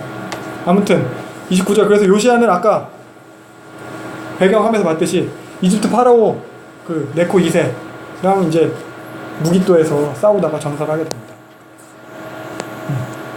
그래서 여기서부터 이제 올라오는 거죠. 이집트에서부터 쭉 싸우러 올라왔는데 예루살렘에서 이걸 막으러 갔어요. 여기 무기또는 이제 이쪽에 이스라엘 평야가 있고 평야가 시작되는 거죠. 여기도 평야예요. 뭐 전략적 요충지긴 하대요. 그래서 여기서 그냥 싸우다가 죽었어요. 그냥 끝이에요. 이게 되게 허무해요. 당혹스럽게 한창 일이 잘 되어 갔고 이제 드디어 제대로 된 결과물이 뭔가 나오지 않겠는가 라고 하는데 기대가 가득 찼는데 그냥 끝났어요. 삼국지에서 보면은 관우 죽은 격이라고 저는 이렇게 많이 비유를 해요. 제갈량이 천하 삼분지기에서 위촉으로 딱 나눠놨어요. 아, 이제 진짜 뭐가 되겠구나 했는데 관우가 죽었어요. 그리고 다 끝내. 그냥 줄줄줄. 그래서 이후에도 보면 요시아의 개혁은 이제 마치 이제 그냥 없었던 일처럼, 아니 그냥 있던 것만도 못한, 없는 것만도 못한 그런 일로 되어버려요. 요시아의 개혁. 하지 말 걸 괜히 했다고 이런 식이 되고. 그럼 요 시점에서 같이 생각을 해보면 요시아의 개혁의 의미는 뭔가, 역사적 의미는 뭐가 있을 거고, 국가적으로 요시아 개인에게 성경에서는 어떤 의미를 가지고. 그러니까 생각해보세요. 개혁을 했다고 나라가 안 망한 게 아니에요. 개혁을 했다고 요시아가 어떻게 멋지게 잘 죽은 것도 아니에요. 오래 살았다거나 복된 모습으로 죽은. 그럼 설령 요시아의 죽음이 좋은 죽음이었다, 그래 재앙을 보지 않고 죽었으니까 좋은 죽음이었다, 그 괜찮다라고 치더라도 그런 재앙을 보지 않고 죽은 요시아의 죽음이 요시아의 개혁을 통해서 보장받은 것도 아니에요. 요시아가 율법서 발견하고 회개했을 때 그래 너 회개했으니까 줄게 이거지, 그 이후에 개혁을 했다 그래 너 잘했다 줄게 이게 아니에요. 그러니까 개혁을 했든 안 했든 달라지는 건 없어요. 국가적 차원에서도 없고 요시아 개인적인 차원에서도 없어요. 그 이후의 왕들도 뭐 아시다시피 요시아의 개혁을 갖다 계승하지 않았어요. 오히려 더 아까 말했듯이 괜한 짓 했다. 그 꼴 봐라, 개혁해서 이렇게 비참하게 죽은 거다. 그 꼴 봐라, 개혁했더니 이랬다. 그거 봐, 교회 가니까 너 그런 일 당한 거야. 다시 부적이나 만들어 붙여. 그래서 다 우상숭배로 돌아가야 되지. 이런 개혁인데 이것에 대해서 성경에서는 이런 개혁을 한 요시아를 최고의 평가를 하고 있어요. 성경에서 그런 평가 기준이 뭐냐. 이런 아무런 결과물도 가져오지 않은 것처럼 보이는 이런 개혁을 시행한 요시아에 대해서 우리가 이제 생각을 해볼 필요가 있다. 왜 요시아는 시간과 열정을 들여서 개혁을 했나? 요시아가 잘 몰랐을까요? 속았나? 안 망할 줄 알았나? 아니죠. 이미 다 들어서 알고 있었죠. 훌다 여선지. 그럼 혹시나 하는 마음. 혹시나 하는 마음은 있었을지도 모를 것 같아요. 근데 아니면 좋은 왕이라는 평가를 들으려고, 이 정도 하면 나중에 내 평가는 좋아지겠지, 뭐 이런 마음이 있었을까요? 뭐 성경적 근거는 없고, 아니면 머리가 좀 모자랐어. 합리적 이성적 판단을 할 수 없었어. 아무튼 결과물로 보면 별로 실용적으로 보이지 않는 건 사실이거든요. 그래서 선지자 여선지자 훌다가 이미 니네한테 미래가 없다 이걸 또 선포를 했어요. 요시아는 그 다가올 하나님의 진노 앞에서 아무것도 할 수 없었어요. 근데 요시아는 아까 얘기했듯이 하나님을 사랑했든지 그 신앙으로 받아 초월하는 거예요. 그 열정으로 율법과 언약에 반응하는 거예요. 그러니까 보상이나 희망을 고려하지 않고 결과가 어찌됐든지 하나님한테 신실하게 순종한 거예요. 이게 신앙이라는 거예요. 이게 사랑이라는 거예요. 어떻게 보면 그리 아니하실지라도 라고 말한 사드락과 메삭과 아벳느고 보다서, 왜냐하면 사드락과 메삭과 아벳느고는 하나님 우리를 구해주실 겁니다. 왕의 신상에 절하지 않을 겁니다. 구해주실 겁니다. 그리 아니하실지라도 절하지 않겠습니다인데 요시아는 구해주실 겁니다. 그리 아니하실지라도가 없고 그냥 안 구해줍니다. 그래도 나합니다 이거예요. 그러니까 주변에서 이런 사람들을 혹시 본다면은 어떤 생각이 들 것 같아요? 그 사람한테 최고의 평가를 할 수 있을까요? 오히려 미련해 보이겠죠 그런 사람들. 아니면 오히려 의심할 수 있어요. 저게 뭔가 딴 생각이 있어서 저러지. 어떻게 저랬어? 그렇겠죠. 근데 그러니까 성경에서 말하는 그 하나님과 언약 관계라는 것은 그런 상업적인 게 아니고 무슨 거래가 아니라는 거예요. 그러니까 어떤 유익을 목적으로 하는 게 아니에요. 보상의 기대나 처벌의 두려움에 대한 반응이 아니에요. 이게 사실 비인격적인 거잖아요. 보상이나 뭐 처벌 그런 것들. 그러니까 하나님이 우리한테 어떤 신앙을 원하시겠어요? 많이 들은 거죠. 뻔한 얘기예요. 인격적인 관계로서 신실함, 충성. 그래서 요시아는 그런 신명기의 요청에 대한 최고의 본을 보여주는 거예요. 마음을 다하고 힘을 다하고 뜻을 다해서 하나님을 사랑한 거죠. 요시아가 이걸 하는 거예요. 두려워서 하거나 무서워서 하거나 뭐 천국 가려고 하거나 내가 성공하려고 하거나 내가 복 받으려고 이게 아니라는 거죠. 여기서 보면은 뭐 자식이 부모를 찾는 데 있어서 혹은 부부 사이에서 관계에 있어서 아니면 그냥 우리들끼리 여기 있는 사람들 사이에 관계에 있어서도 우리가 뭐 그냥 길 가다 만나면 인사하고 이런 게 뭐 두려워서라든가 무서워서라든가 그렇게 아는 척하고 인사하고 혹은 뭐 나한테 이득이 있고 뭐 다른 속셈이 있어서 그렇게 만나는 관계라면은 그치 나에 대한 인격적인 관계가 아니잖아요 우리가. 그래서 맞아. 인격적인 관계라는 거는 좀 의리가 있어야 되는 것 같아요. 의리가. 친구도 그렇고 부부도 부모 자식 간에도 의리가 있어야 돼요. 그러니까 하나님과 우리도 당연해요. 그러니까 하나님과 인격적인 관계를 맺는다는 것은 하나님을 사랑한다는 것은 하나님한테 의리를 지킨다는 표현이에요. 의리를 지킨다는 거예요. 우리식의 표현이긴 하지만 의리를 지킨다는 거예요. 그러니까 뭐 고린도전서에 보면 그 중에 제일은 사랑이다라고 했잖아요. 믿음과 성과 사랑인데 그 중에 제일은 사랑이고 사랑의 제일은 의리라는 거죠. 뭐 우리식의 표현이에요. 왜냐면 예수님이 친구를 위해서 죽는 그 사랑이 가장 크다라고 하셨어요. 우리식으로 하면 그 사랑은 의리점이에요. 그래서 요시아는 그렇게 하나님을 사랑했어요. 11개의 평가를 하면 최고로 사랑했고 하나님께 의리를 지키는 거죠. 보상을 바란다거나 원하는 결과를 바라서가 아니고 그래서 저주와 재앙을 피할 수 없다 이런 선언을 들은 후에도 계속 개혁을 멈추지 않았고 율법대로 개혁을 하고 있는 거죠. 그래서 요시아는 다 알고 있었어요. 약간의 기대는 했는지 모르지만. 그래서 이러한 율법대로 한 게 이제 하나님 말씀대로 한 게 요시아의 모습, 요시아의 개혁에 있어서 뛰어나게 평가할 만한 점이라는 거죠. 그래서 우리도 한번 생각해 보면 우리는 이렇게 할 수 있을까? 이미 정해져 있는 결과에 나의 어떤가 상관없이 내가 어떻게 하더라도 상관없이 결과가 정해져 있는데 율법대로 신실하게 하나님과 그런 친밀함을 놓지 않으면서 말씀대로 결과가 상관없이 그렇게 살아갈 수 있을까 생각해보면 좋을 것 같고 그래서 요 메시지가 다시 원독자예요. 포로기에 이스라엘 백성한테 전해지는 거예요. 어떻게 들렸을까? 보상의 희망이 없어 보여도 하나님의 율법에 순종해라. 포로 귀환 이런 거 없어도 예루살렘 뭐 성전 이런 거 회복 안 된다고 하더라도 하나님 사랑해라. 우리한테도 이렇게 메시지는 동일하죠. 마음을 다하고 힘을 다하고 뜻을 다해서 주의 하나님을 사랑해라. 결과가 이미 정해져 있고 내게 불리한 결과라 하더라도 그러니까 하나님 나라는 그런 효율성이나 합리성이나 이성적 사고나 실용성에 있는 게 아니라 사랑이었어요. 사랑이에요. 그러니까 하나님을 사랑하고 있다면 삶 속에서 어차피 안 될 것 같아 보이는 일, 안 되는 일 가운데서도 우리가 하나님의 뜻을 성실하게 좀 행해야 될 것 같아요. 사실 안 될 것 같으면 그냥 포기하죠. 저건 안 돼. 저도 그래요 사실. 그래서 맨날 생각하는 게 이 모임 이렇게 하는데 이거 한다고 해서 뭐가 변하겠나? 세상이 변하겠나? 아니면 교회가 좀 변하겠나? 우리 교회가? 내 자식이 좀 잘 되겠나? 이런 생각 하는 것 같아요, 저도 보면은, 사실, 또 어저께도 한 2시? 막 이렇게 준비한다고 막 준비해서 막 와서 보면은 사람들은 맨날 돌아가면서 빠지고.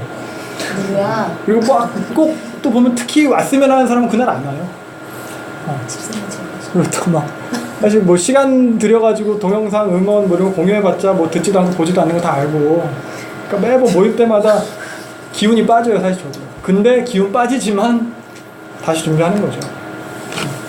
루시아는 어땠을까 하면서 얘 해도 소용없네, 그냥 먹고 놀자 뭐 이랬을 수 있는데 대충 하자 이런 생각이 요시아는 왜 안 들었겠어요. 근데 그러지 않았다는 거죠. 결과가 정해져 있습니다. 원하지 않는 결과입니다. 그래서 철저하게 마음과 힘과 뜻을 다해서 철저한 전무후무한 종교개혁을 신명기 중수를 한 겁니다. 그래서 우리도 이렇게 마음과 힘과 뜻을 다해서 했으면 좋겠습니다. 저도 그래서 누가 오든 안 오든 아무도 안 온다고 해도 다 오잖아. 마음과 힘과 뜻을 다해서 준비하는 거고 해야죠. 할 거고. 이게 믿는 사람으로서 하나님의 영광에 참여함이에요. 하나님의 영광에 참여하는 우리가 돼야 됩니다. 그래서 요시아의 개혁은 보면 언약의 말씀대로 행했어요. 계속 방금 언약 말씀대로 행했다. 언약의 말씀대로 행한 것은 결국 그 언약에 참여한 거예요. 요시아는. 그래서 언약에 참여한 것 자체로 무한한 가치고 무한한 영광인 거죠. 하나님의 언약에 참여했으니까. 그러니까 당연히 최고의 평가인 거예요. 그 이후에 그 자식 때문에 우리나라 망했어 이 소리를 들어도 성경은 그래서 언약에 참여한 백성들이 언약 맺게 한 요시아에 대해 최고의 평가를 하는 거예요. 이게 하나님을 믿는 자로서의 삶의 원리가 되는 거예요. 삶의 이유, 삶의 근거가 되는 거예요. 하나님의 언약에 참여, 그 영광에 참여하는 거예요. 이성적, 실용적, 합리적 이런 거 아니에요. 그렇습니다. 아무튼 그리고 요시아 당시에는 이렇게 좀 결과가 형편없어 보였는지도 몰라요. 요시아 죽은 직후에는. 근데 하나님은 결국 이걸 통해서 준비를 하고 계시거든요. 예수 그리스도의 오심을 포로로 잡혀가는 걸 통해서, 그리고 아까 봤던 그런 배경이 되는 제국들을 통해서 예수님이 오실 것 갖다 철저하게 준비를 하고 있었고, 그리고 저번에 얘기했지만 이 요시아 시대의 요 반짝하고 그친 이 철저한 개혁을 통해서 에스겔이라든가 다니엘이라든가 에스라라든가 라는 이런 선지자들, 그리고 학자들, 이런 사람들이 다 준비가 되는 거예요. 이 사람들을 통해서 포로기에 남은 자들이 다시 하나님의 백성으로 정체성을 회복할 수 있게 되는 것이고, 그들을 통해서 예수님이 오고 교회가 오고 우리까지 있게 되는 거거든요.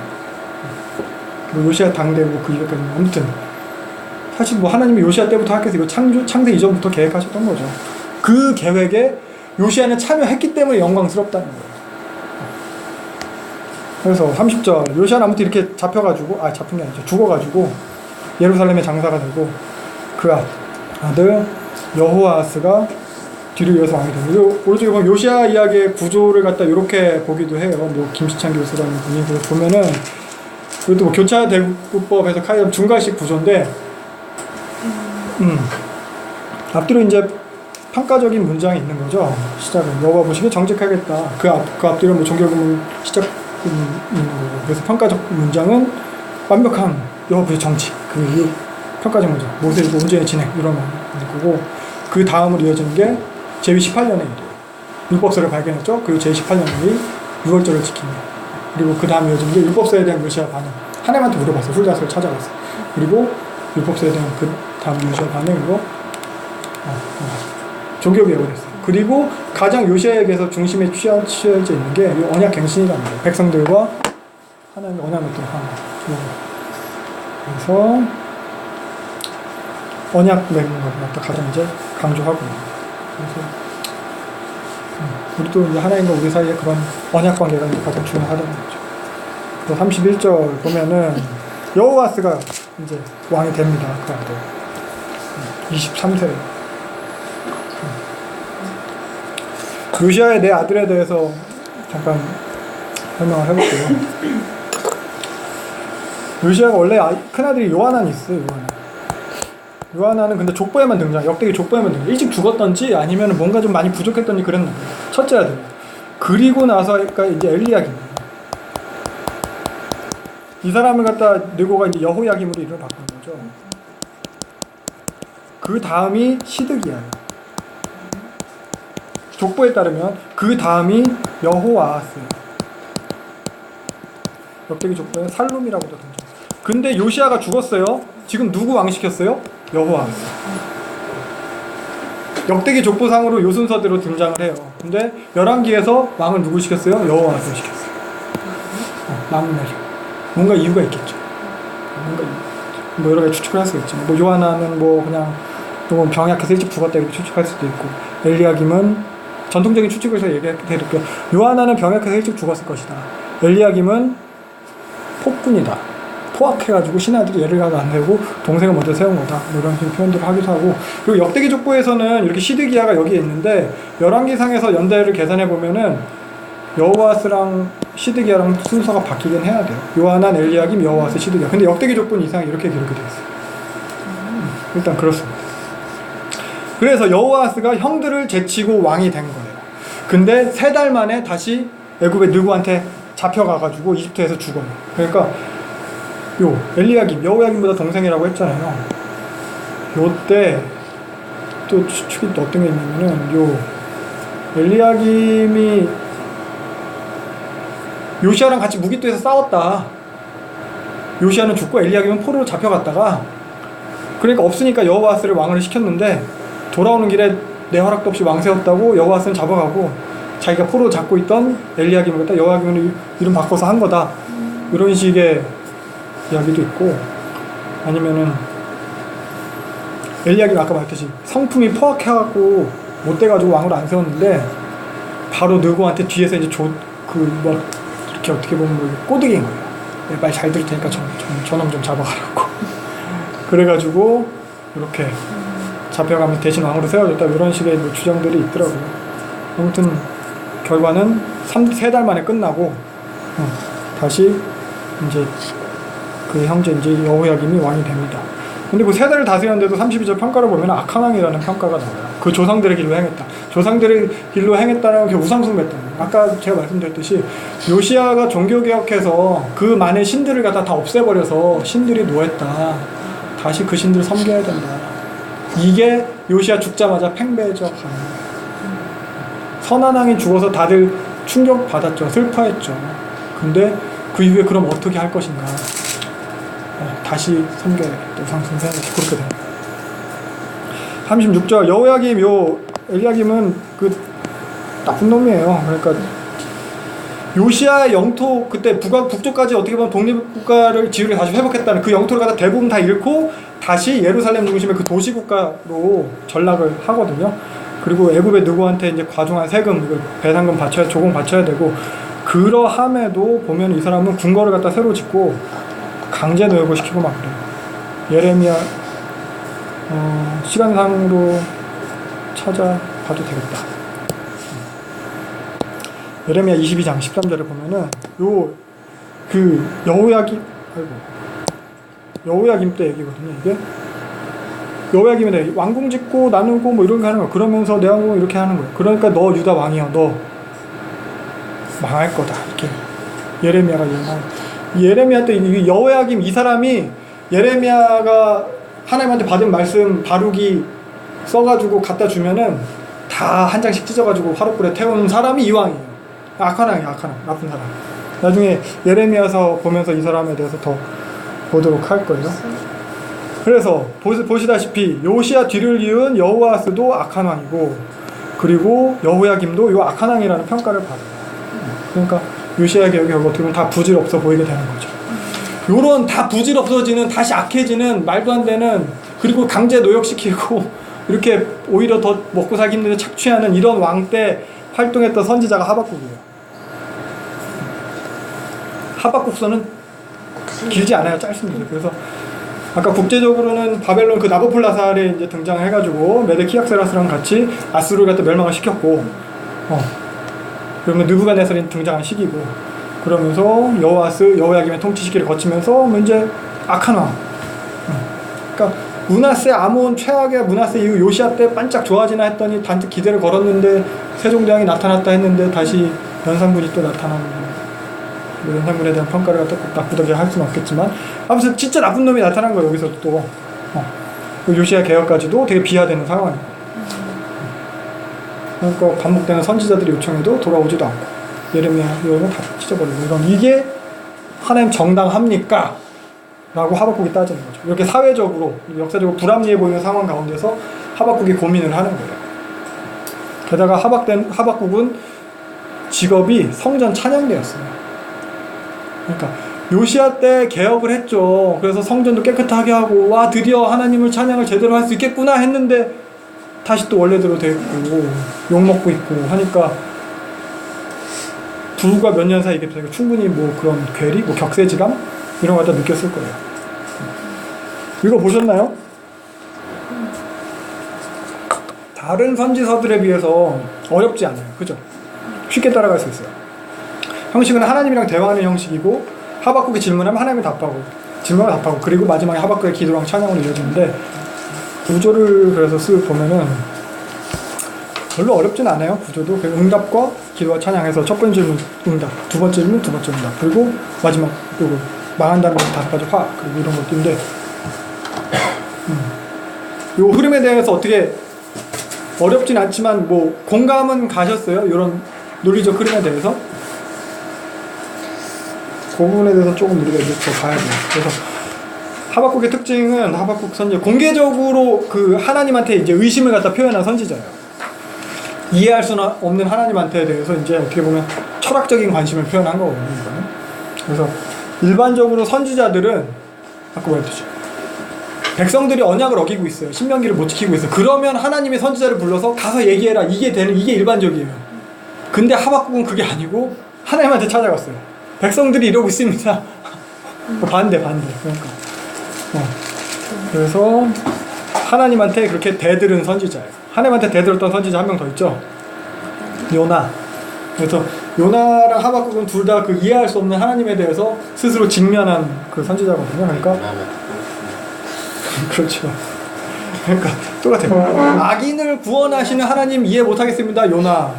악인을 방치하시는 하나님 이해 못하겠습니다. 하박국 뭐 이런 거죠. 악한 자로 덜 악한 자를 멸하시는 하나님이 어떻게 말이 됩니까? 이거. 그렇게 근데 봤듯이 아까 말씀하셨듯이 하나님한테 그렇게 결국에 대들었지만 하나님의 응답에 대한 반응은 각각 달랐어요. 요나는 끝까지 막 불평하고 뭐 박넝쿨은 왜 없어요? 뭐 죽여주세요. 뭐 이러고 있고 하박국의 반응은 어땠나 우리가 이제 끝까지 함께 보도록 하겠습니다. 하박국의 핵심 단어는 믿음이에요. 1장 1절 저자는 하박국이죠. 이름의 뜻이 품에 품다 라는 동사에서 파생됐어요. 그래서 품는 자, 품에 품기운 자, 뭐 들러붙는 자, 뭐 이렇게 봤습니다. 그래서 끌어안다 혹은 씨름하다, 이렇게 매달리다 이렇게. 그래서 지금까지 뭐 선지자들의 자기의 사역의 모습, 뭐 정체성의 사역의 모습이 자기 이름을 반영한다라는 거 일반적으로 그랬을 때 하박국 같은 경우는 어떻게 보면은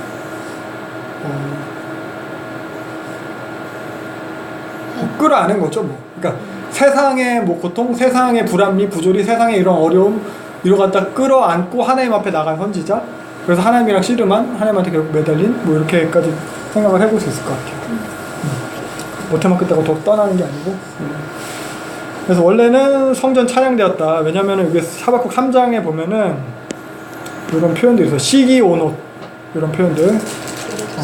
요게 이제 성전에서 이제 그 성전 찬양과 관련돼서 쓰여지는 표현이거든요. 그리고 밑에 보면은 이 노래는 지휘하는 사람이여 내 숨에 맞추면서, 이게 사실 시편에서 많이 등장하는 이 표제어들이에요.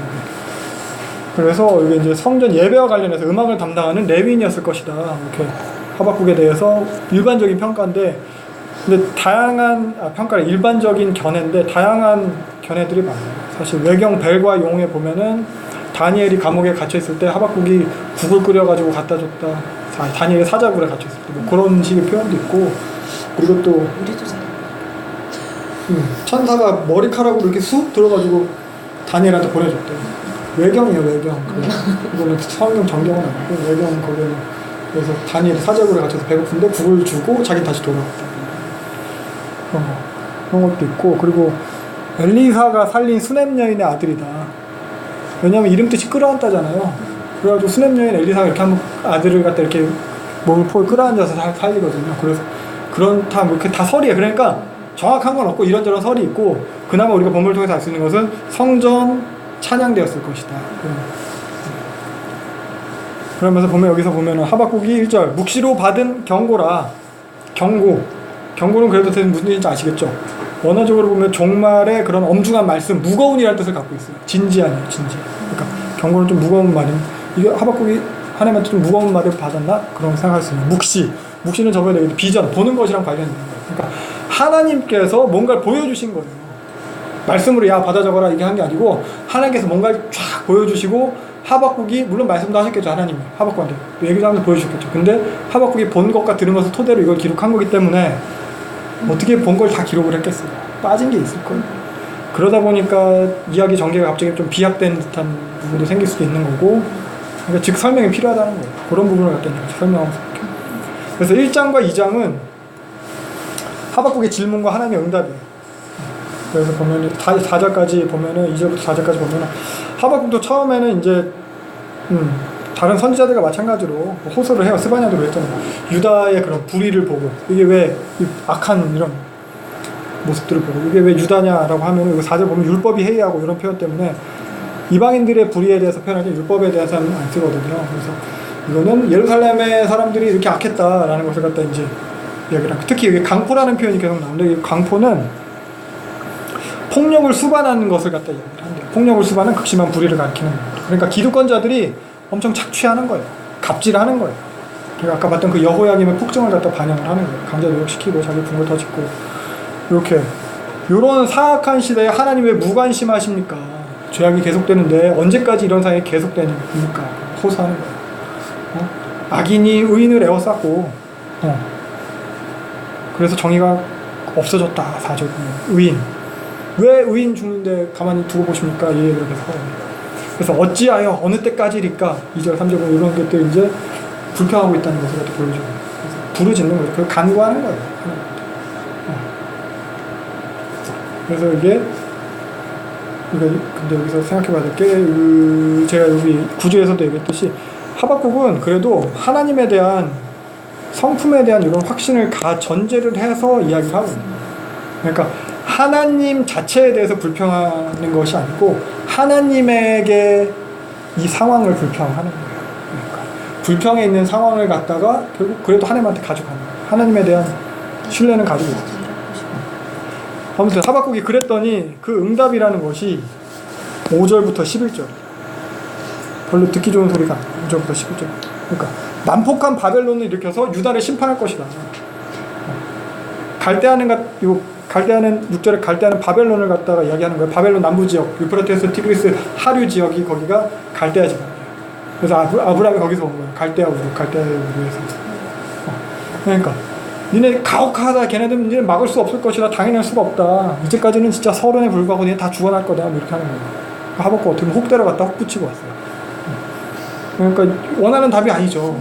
하박국한테 결국 희망이 주는 답이 아니고, 아니 의인 살려달라고 했더니 싹 다 죽인다니 뭔 소리예요. 그러니까 우리 식으로 치면은 우리가 뭐 이렇게 하나님 한국 기독교 이렇게 타락해도 되겠습니까? 올바른 신학도 없고 맨날 세습하고 성들을 착취해서 목사 배불리고 되겠습니까? 했더니 하나님 그래서 내가 신천지를 준비했다. 교회는 싹 다 망할 거다. 이런 식이라는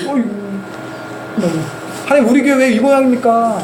교육자들도 그렇고 성도들 수준도 그렇고 그나마 말씀대로 바르게 하려는 사람들이 도리어 막 상처받고 힘들어하고 그냥 생각 없이 사는 사람들이나 잘 지내고 이거 되겠습니까? 언제까지 두고 보실 겁니까? 우리 교회 좀 올바르게 해주세요 라고 했더니 니네 교회 망할 거다. 그리고 훨씬 더 나쁜 교역자들 목사뿐만 아니라 가족 단위로 그 막 성범죄자 있는 그런 애들 올 거다. 성도들 재산 통째로 갖다 바치게 하고 뭐 가정 파괴하고 제대로 된 신학도 없는 그런 여기 안산홍 걔네 하나님의 교회 애들이 올 거다. 뭐 그런 게 세워진다. 이런 식의 응답을 받으면 어이가 없는 거죠. 그러니까 우리는 어떻게 보면 답을 정해놓고 기도를 해. 하나님 도와주세요. 답을 정해놓고 기도를 하는데 하나님의 방법이 인간의 방법이랑 다르죠. 기껏 기도했더니 이렇게 응답하시니까 어떨 것 같아요? 이렇게 기도했는데 하나님 응답하시면? 사실 내가 그 생각 없이 잘 지내는 사람이라 기도도 안 하죠. 저는 지금은 믿음이 좋은 시기이기 때문에 저는 왜냐면 하박국을 계속 묵상했기 때문에 지난주랑 오른편 맞은 왼편 스트레스가 그렇진 않아요. 아무튼 하박국은 이런 예상 밖의 답변에 이제 당황을 하는 거죠. 그래서 당황하면서 이제 12절 보면 이제 하박국이 그것에 대해서 이제 얘기를 하는 거예요. 하나님 좀 정신 좀 차리세요. 그게 무슨 말씀이냐고 하는 거야, 하나님. 하나님 그런 하나님 아니십니다. 이렇게 얘기하는 거예요. 신천지니 안산홍이니 그런 애들은 하나님 우리 그냥 좀 긴장하라고 만들어 놓으신 거지. 걔네들 뭐 더 나쁜 놈인데 그럴 리가 없잖아요. 뭐 이렇게 하는 거예요. 태초부터 계획하신 주님의 몸된 교회인데 망하지 않을 겁니다. 뭐 이런 식의 항변을 12절에서 하고 있는 거예요. 그리고 13절 보면은 그건 하나님의 성품에 어긋납니다. 악인이 의인을 삼키는 걸 어떻게 내비두십니까? 13절 그렇게 얘기하고 있고, 그러면서 14절 보면은 어떻게 자기 백성을 계속 어찌하여 하잖아요. 자기 백성을 짐승처럼 그렇게 취급하시냐고, 돌보지 않으시냐고 이렇게 뜻이죠. 그러면서 15절부터 17절 그들이 계속하는 그런 악행이 옳습니까? 그리고 16절에 그물에 제사하며 투망에 분향한 요거는 이제 11절에 대한 표현이에요. 11절 바벨론 갈대아 사람들이 자기 힘을 의지함으로 자기 힘을 신으로 삼아서 지나치게 행할 범죄한다. 그런 그들의 그런 악행, 교만함 그런 것에 대한 표현이죠. 그러니까 이거 너무한 거 아니냐. 아무리 그래도 걔네들은 더 나쁜 놈인데, 그리고 우리는 선민인데 너무 과한 거 아니냐. 더 황당해하고 있는 거죠. 그러면서 2장 넘어가면은, 그래서 하박국이 2장 1절 하나님이 어떻게 대답하시는지 제가 기다리겠습니다. 의지를 표현하고 있어요. 어떻게 얘기하시는지 두고 봅시다. 뭐 이런 것도 있고, 과연 옳은 일인지 그게 맞는 일인지 한번 이야기 좀 해보십시오. 뭐 이렇게. 내가 파수꾼처럼 끝까지 기다리겠다. 여기서 기다리겠다는 것은 손 놓고 될 대로 되라. 에이 뭐라도 되겠지. 뭐 이게 아니고, 소망을, 그러니까 결과물을 갖다가 뭐가 있다는 것을 확신하고 기다리는 의미가 포함되어 있어요. 그래서 아까 구조하면서 봤듯이 하박국은 하나님의 성품에 대한 확신이 이미 전제되어 있어요. 하나님의 성품에 대해서, 능력에 대해서 그런 확신이 있는 상태에서 탄원을 하는 거예요. 사실 그런 하나님에 대한 확신이 없으면 기도도 안 하죠. 하나님 앞에 갖고 나가겠어요. 그냥 에이 딴 거 찾자 하고 딴 데로 가죠. 그래서 하박국은 하나님을 등지지 않았고, 하나님의 존재를 의심한 것도 아니고, 하나님의 성품이나 하나님의 의로움 그런 걸 의심한 것도 아니고, 그리고 자기 방법대로 그냥 막 결론 내려버리지도 않았어요. 하박국은 기다리는 거예요. 그 하나님을 신뢰하니까 기다릴 수 있는 거예요. 아니면 너무 오래 걸리나 내가 해야지 뭐 이렇게 할 수도 있고. 근데 그래서 그런 하박국에 대해서 하나님 응답 2절 보면 하나님이 받아 적어라 라고 하는데, 받아 적어라는데 보면 여기도 묵시야. 보여준 걸 갖다 받아 적어야 돼. 그러면서 어떻게 명백하게 달리면서도 볼 수 있을 정도로 명확하게, 혹은 이걸 번역이 다른 번역을 뭐 달려가면서도 이걸 받자마자 달려가면서 전해라 뭐 이런 식으로 번역을 하기도 하더라고요. 이 절을 갖다가. 근데 달려가면서 읽을 수 있을 정도면은 뭐 엄청 잘 적어야 되잖아요. 그것처럼. 그러니까 결국 의미는 그만큼 이 묵시가 확실하다. 그만큼 이건 중요한 묵시다라는 하나님의 의지가 담겨 있는 거예요. 그 중요한 묵시를 보여줬어요. 그 묵시의 내용이 뭘까요? 하박국은 그럼 도대체 뭘 봤을까? 하나님께서 하박국한테 보여주신 게 뭘까요? 이 묵시가 뭔지를 갖다가 우리가 풀어내는 게 이 내용을 이해하는 데 되게 중요해요. 그래서 일단 먼저 본문에서 그 묵시에 대한 설명을 보면 3절 이 묵시는 정한 때가 있대요. 그 정한 때는 종말에 관한 거예요. 종말이야. 마지막 날에 대한 거예요. 그리고 더딜지라도 정한 때가 되면 지체되지 않고 속히 응할 거래요. 반드시 일어날 거래요. 그러니까 기다려라. 반드시 때가 되면 일어나게 될 마지막 날의 일이 무엇일까요? 대부분의 학자들은 이 일을 갖다 예수님의 재림으로 봐요. 새하늘과 새 땅에 대한 것까지 하박국이 보는 거예요. 그래서 신약의 히브리서 기자는 이 구절을 이제 인용을 하면서 예수님의 재림이 늦어지는 일이 없을 거다라고 이제 표현을 하거든요. 히브리서 10장 37절. 히브리서가 이거 하박국 본문을 갖다 인용을 하는 거예요. 그래서 지체되지 않을 거다 라고 얘기를 하고 있어요. 예수님이 오시는 것에 대해서 하박국을 인용하면서. 그러면서 그 밑에 절 의인은 믿음으로 말미암아 살 것이다. 이것까지도 히브리서 기자는 인용하고 있는 거예요. 그래서 이거 신약의 인용을 통해서도 우리가 생각을 해볼 수 있는 것은 하박국은 이 마지막 회복의 모습까지도 다 보게 된 거예요. 단순히 바벨론이 멸망당하는 것 넘어서 어떻게 보면 역사적으로 바벨론이 멸망당하는 것으로 예표된 마지막의 심판과 회복의 모습까지도 본 걸 수도 있어요. 성경에서 뭐 계시록 보시면 알겠지만 바벨이라는 표현 자체가 하나님을 대적하는 것에 대해서 이제 상징적인 존재들로 표현이 되거든요. 여기 바벨론에 대한 멸망. 그래서 이런 궁극적인 심판과 회복에 대한 묵시를 하나님께서 보여주셨을 거예요, 하박국한테. 그리고 나서 하시는 말씀이 뭐냐면은 4절이에요. 이게 하박국에서의 중심 주제예요. 의인은 믿음으로 말미암아 산다. 많이 들어보셨죠? 그리고 신약에서 바울이 로마서 갈라디아서에서 썼는데 바울이 이거 인용한 거예요. 원래는 먼저 구약에 있었어요.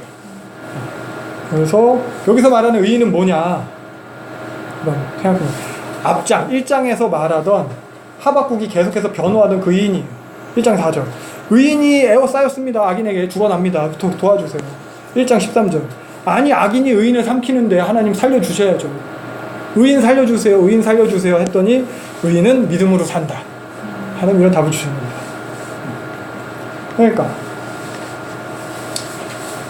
그러니까 기대되는 응답은 어떻게 보면 아니에요. 그 해답이 의인을 잡아먹는 악인을 없애주시던가 아니면 의인이 더 세지던가 아니면 구원자가 나타나던가 아니면 특별한 비책을 주시던가 아니면 그래 조금만 참아 내가 보상을 이만큼 해줄게 이런 거를 차라리 해주셨어야 되는 건데 의인은 믿음으로 산다. 악인이 없어지는 걸로 사는 게 아니다. 네가 더 세지는 걸로 사는 게 아니다. 어떤 비책이나 능력으로 사는 게 아니다. 그 얘기를 하는 거예요. 위협이나 그런 막 힘든 어려운 상황이 있다고 못 사는 게 아니다. 의인은 보상으로 살지 않는다. 의인은 안식으로 살지 않는다. 의인은 믿음으로 산다. 핑계도 없고 남 탓할 것도 없다. 이렇게 얘기합니다. 그러니까 아까 예로 든 대로 하면은 우리 목사가 똑바로 한다고 사는 게 아니다. 성경 말씀대로 치리되는 교회라고 해서 그렇다고 해서 사는 게 아니다.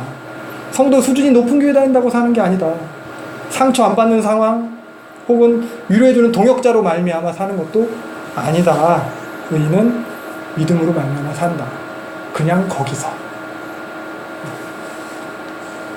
여기에서 믿음이라고 번역된 단어는 히브리어 에무나예요. 에무나. 그래서 견고함, 확고부동함, 신실함, 충실, 성실, 인내 이런 의미들이 다 포함되어 있어요. 그 믿음은 그렇게 신실하게, 충실하게, 성실하게 인내하면서 그러니까 하박국에게 궁극적인 심판과 회복을 보여주셨어요. 그리고 그것에 대한 궁극적인 심판과 회복에 대한 그런 하나님의 계획에 대한 그런 하나님의 성품에 대한 하나님의 성품과 능력에 대한 믿음, 충실, 인내, 경고함 이걸로 산다. 그래서 요 구절이 이제 바울이 아까 말했던 로마서와 갈라디아서에서 인용을 하면서 신약의 사상적 배경이 돼요. 중심 사상이에요. 루터가 이 구절을 로마서 구절이었겠죠. 읽고 종교개혁을 결정을 하게 되는 거고 그 전에 어거스틴이나 그 이후에 요한 웨슬리한테도 이 의인은 믿음으로 산다 이 구절은 다들 많은 영향을 주었다고. 그래서 바울은 이걸 통해서 의신칭이 믿음으로 이렇게 되는 것에 대해서 만들었고요. 근데 여기서 왜 생각해보면 히브리어 살리라 믿음으로 말미암아 살리라 4절에 보면 살리라 인데 살리라 히브리어 하야예요. 하야 여호와 할 때 하야 그 하야 이게 그 하야가 이제 번역하면 생명을 가지다 생명 있는 상태 소생 되살아남 이런 의미를 다 가지네. 그러니까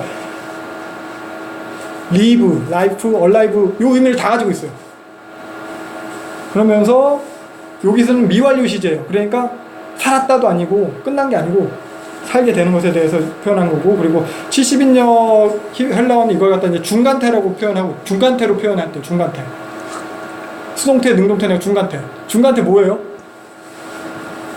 요새는 없어졌대요. 헬라어에서 중간태는. 중간태.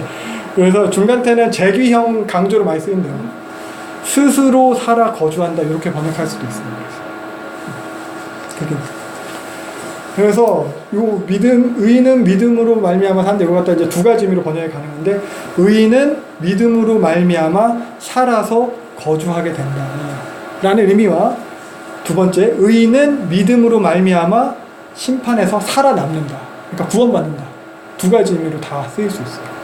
그래서 하박국서와 히브리서에서는 믿음으로 말미암아 살아나간다, 살아 거주한다 이런 의미로 쓰였다면은 로마서와 갈라디아서 로마서는 약간 절충인데 갈라디아서에서는 확실하게 믿음으로 말미암아 구원 받는다 그렇게 쓰였어요.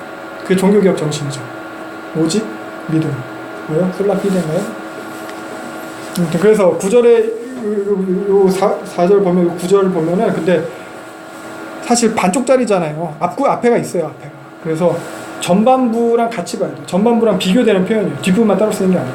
의인은 믿음으로 살아간다. 그와 대조돼서 교만한 그는 번영하지 못한다.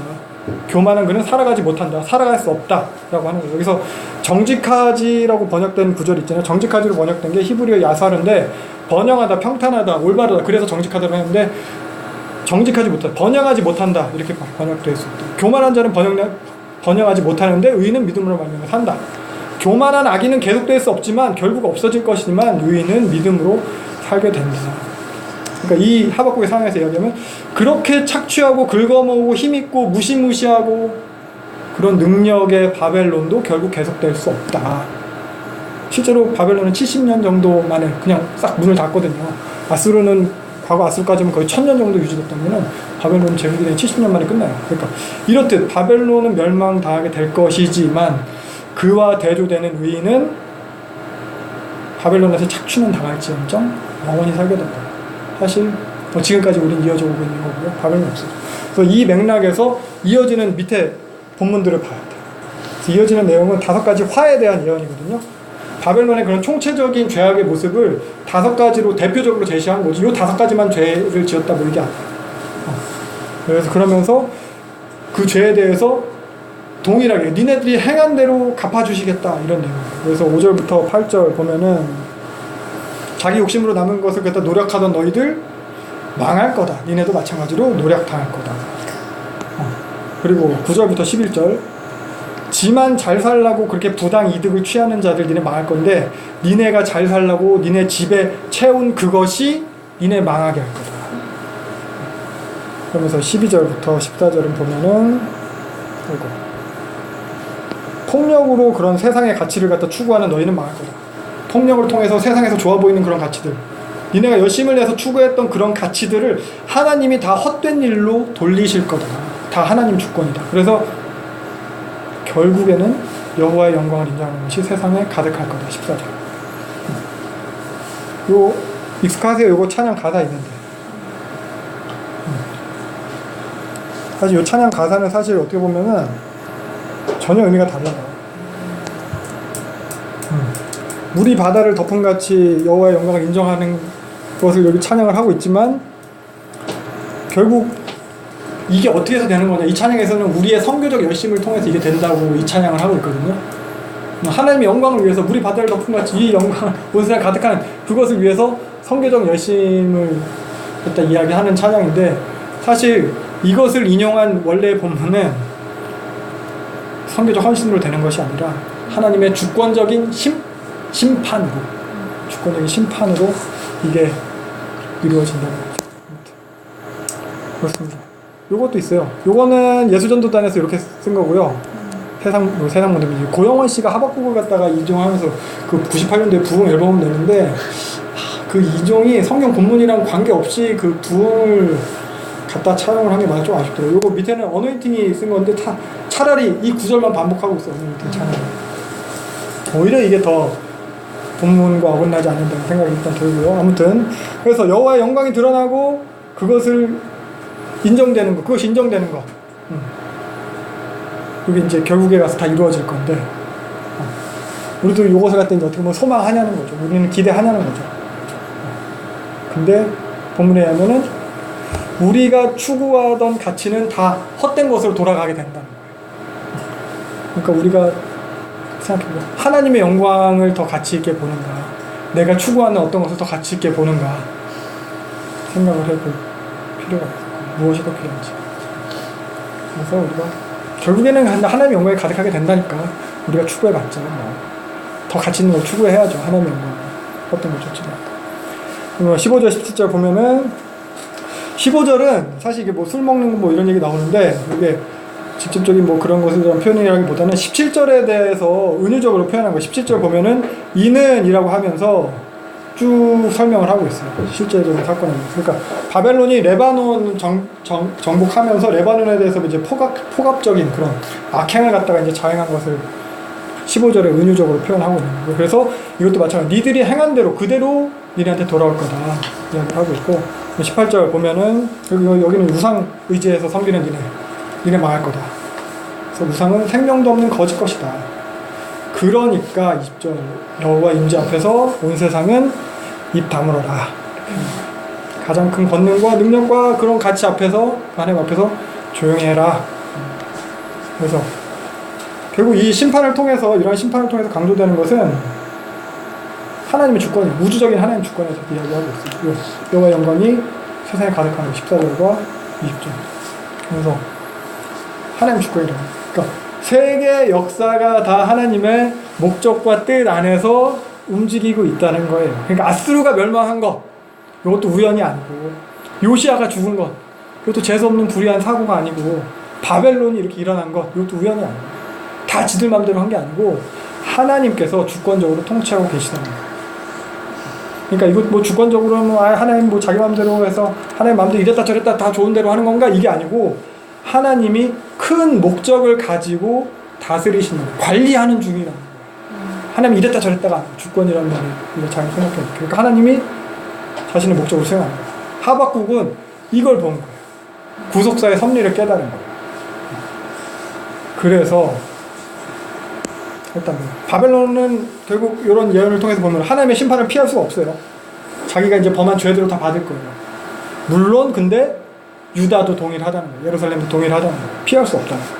다 하나님 주권 안에 있다. 그래서 이게 그리고 하박국이 듣기에는 이제 두렵고 떨리는 말씀이 되는 거죠.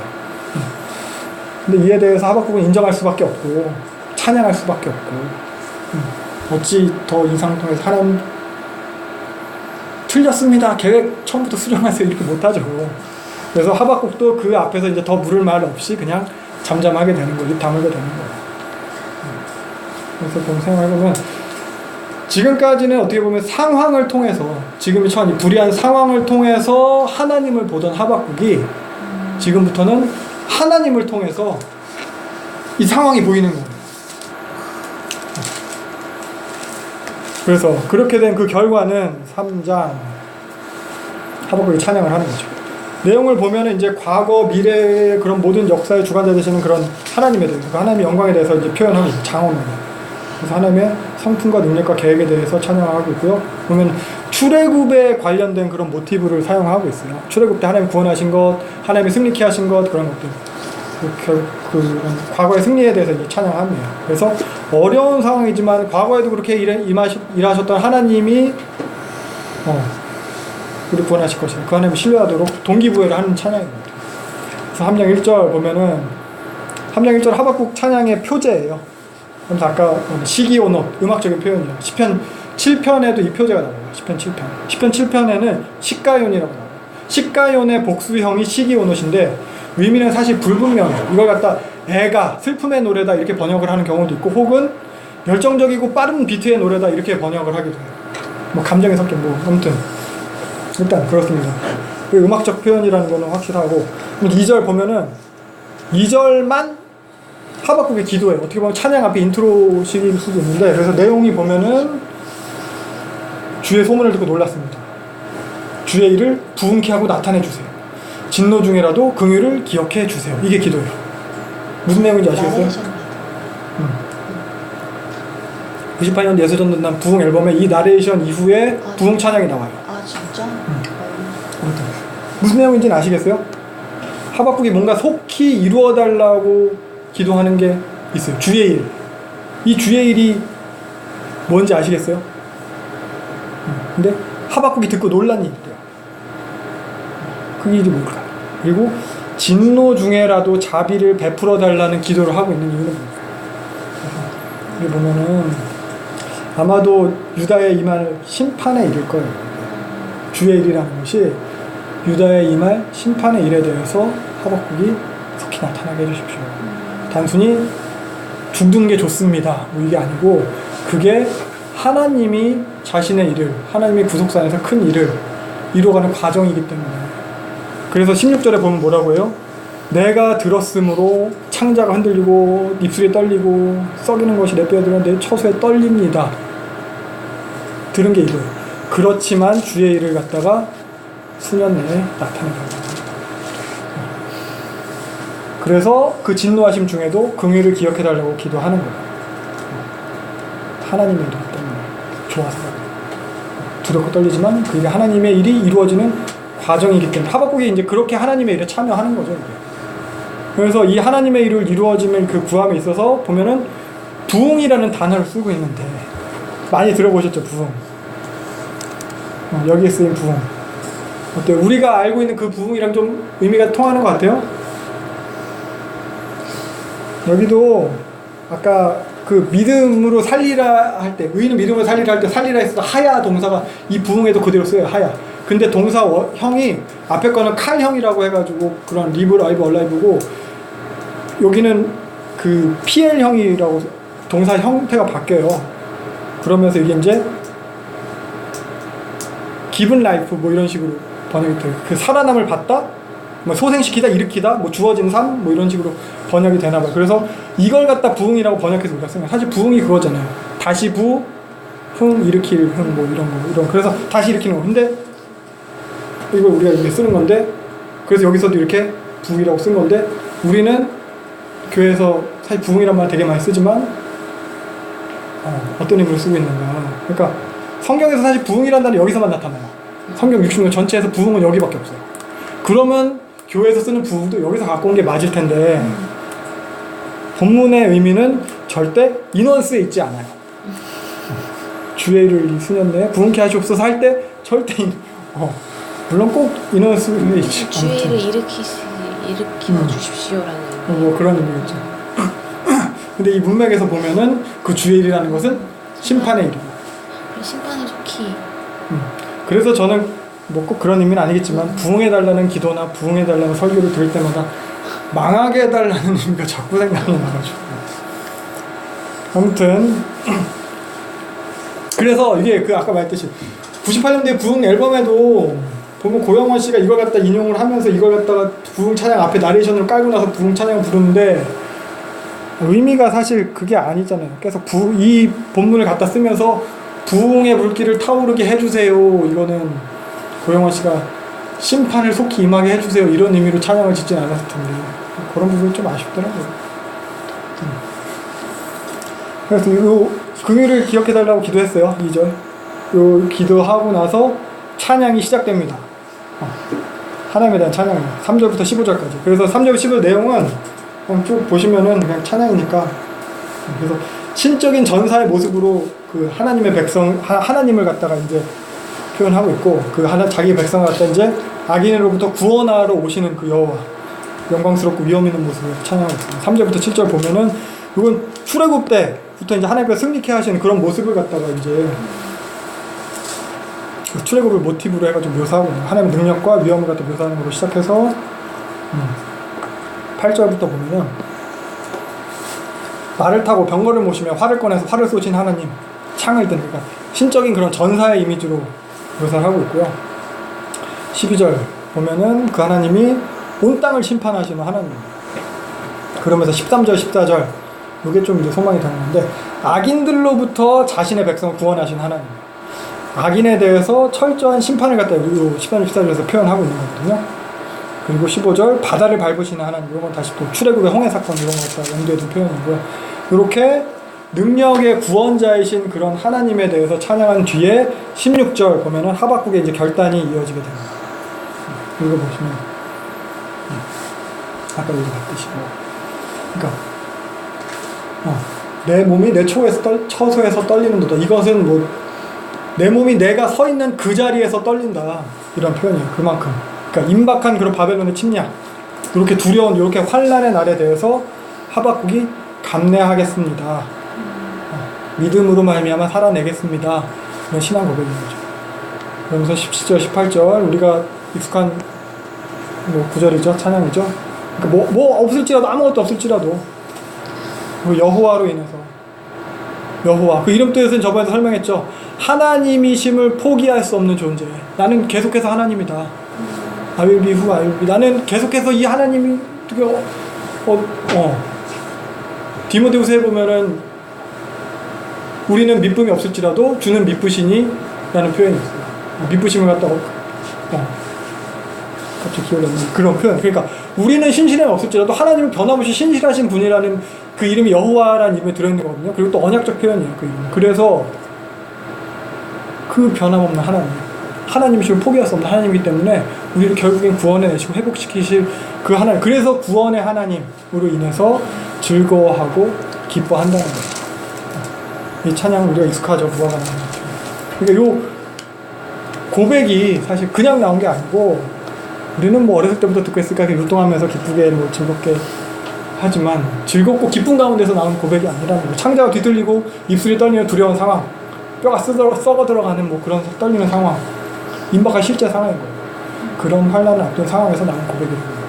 그러니까 이 표현들이 보면은 17절 표현들이 당시에 그 뭐 생존권과 관련된 당시 문화와 반영된 그런 표현, 농경 문화잖아요. 그들의 삶의 그런 직결된 표현이고 무화과 나무도 없고 포도나무, 열매, 감람나무, 뭐 밭의 식물, 우리의 양, 외양가서 이거는 하나님 예배도 못 드리는 상황이 되는 거거든요.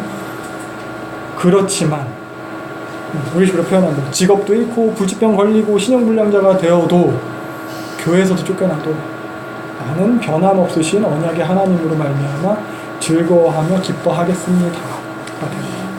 그래서 19절 보면은 주 여호와는 나의 힘이시라 나의 발을 사슴과 같게 하사 나를 나의 높은 곳으로 다니게 하시리로다. 여호와가 내 힘의 원천이라는 표현이에요. 18절과 더불어서 모든 이유가 하나님이시면서 고백하고 있고 요 19절은 다윗의 시편에 쓰인 표현을 인용한 거거든요. 사무엘하랑 시편 이게 다윗이 마지막에 승리의 노래로 부른 거예요. 그래서 요것을 인용한 이유는 하나님께서 다윗을 결국 왕이 되게 사울을 통해서 그렇게 고통당하다가 결국 회복시킨 것처럼 우리도 그렇게 회복시키실 것에 대해서 좀 확신하는 그런 표현이라고 할 수 있습니다. 생각해봐. 하박국이나 우리나 어떻게 보면은 그런 질문, 하박국의 시작은 우리의 시작이랑 다르진 않아요. 하나님이 있는 것 같지도 않고 그런 현실, 뭐 악한 잘못된 현실, 그런 현실 인식 속에서 하나님의 임재가 없는 것 같은 그런 상황에 대한 분노로 시작을 했어요. 근데 거기에만 머물러 있지 않는 거죠. 하나님 앞에 가고 말씀을 듣고 또 기다리고. 우리도 사실 그런 모습이 있어야 됩니다. 분노하는 가운데 이 교회 X 같네, 다른 교회 가자, 뭐 이게 아니고 하나님 앞에 가져가서 기도하고 아이 답이 없네 내 마음대로 해야지 아니고 기다리고 기도하는 가운데 하나님의 공의와 주권에 대한 확신으로 기뻐하는 하박국이 되는 거죠. 그 안에서 결국 믿음으로 살아가는 거예요. 하나님에 대한 신뢰. 이것이 진정한 참된 삶임을 하박국은 발견하게 되는 거죠. 그러니까 다시 말하자면 상황을 통해서 하나님을 보는 것에서 하나님을 통해서 상황을 볼 수 있게 됩니다. 마지막에 이제 정리하면은 하박국에 의하면 그래서 결국 악인은 반드시 심판을 받아요. 망해요. 근데 의인도 그 가운데 같이 껴있는 거예요. 근데 의인은 그 가운데서 믿음으로 말미암아 산다는 거예요. 그러니까 의인이라고 해서 뭐 역사 속에서 면제되지 않아요. 의인이라고 해서 요 상황에서 그걸 벗어나지는 게 아니에요. 근데 의인은 믿음으로 사는 거예요. 그 상황에서. 그러니까 실패의 그런 망한 상황을 막 보이는데 그게 끝이 아니라는 거죠. 망한 게. 망한 이 상황이 끝이 아니라는 그 믿음으로 사는 거예요. 이 망한 상황이지만 이게 능력이 드러나는 기회다라는 믿음으로 사는 거예요. 명예롭게 하나님의 영광에 동참할 기회다라는 믿음으로 사는 거예요. 지금도 하나님 이런 상황 속에서 하나님이 지금도 자신의 일을 하고 계신다 이런 믿음. 지금의 상황이 손해보는 상황이 아니고 카이로스의 시간이다. 그러니까 하나님의 일이 지체되는 것도 아니고 손해가 아니고 지체되는 일도 아니고 이미 진행되어가는 시간이라는 그 믿음. 하나님의 능력과 성품에 대한 믿음이에요. 그 믿음으로 사는 거예요.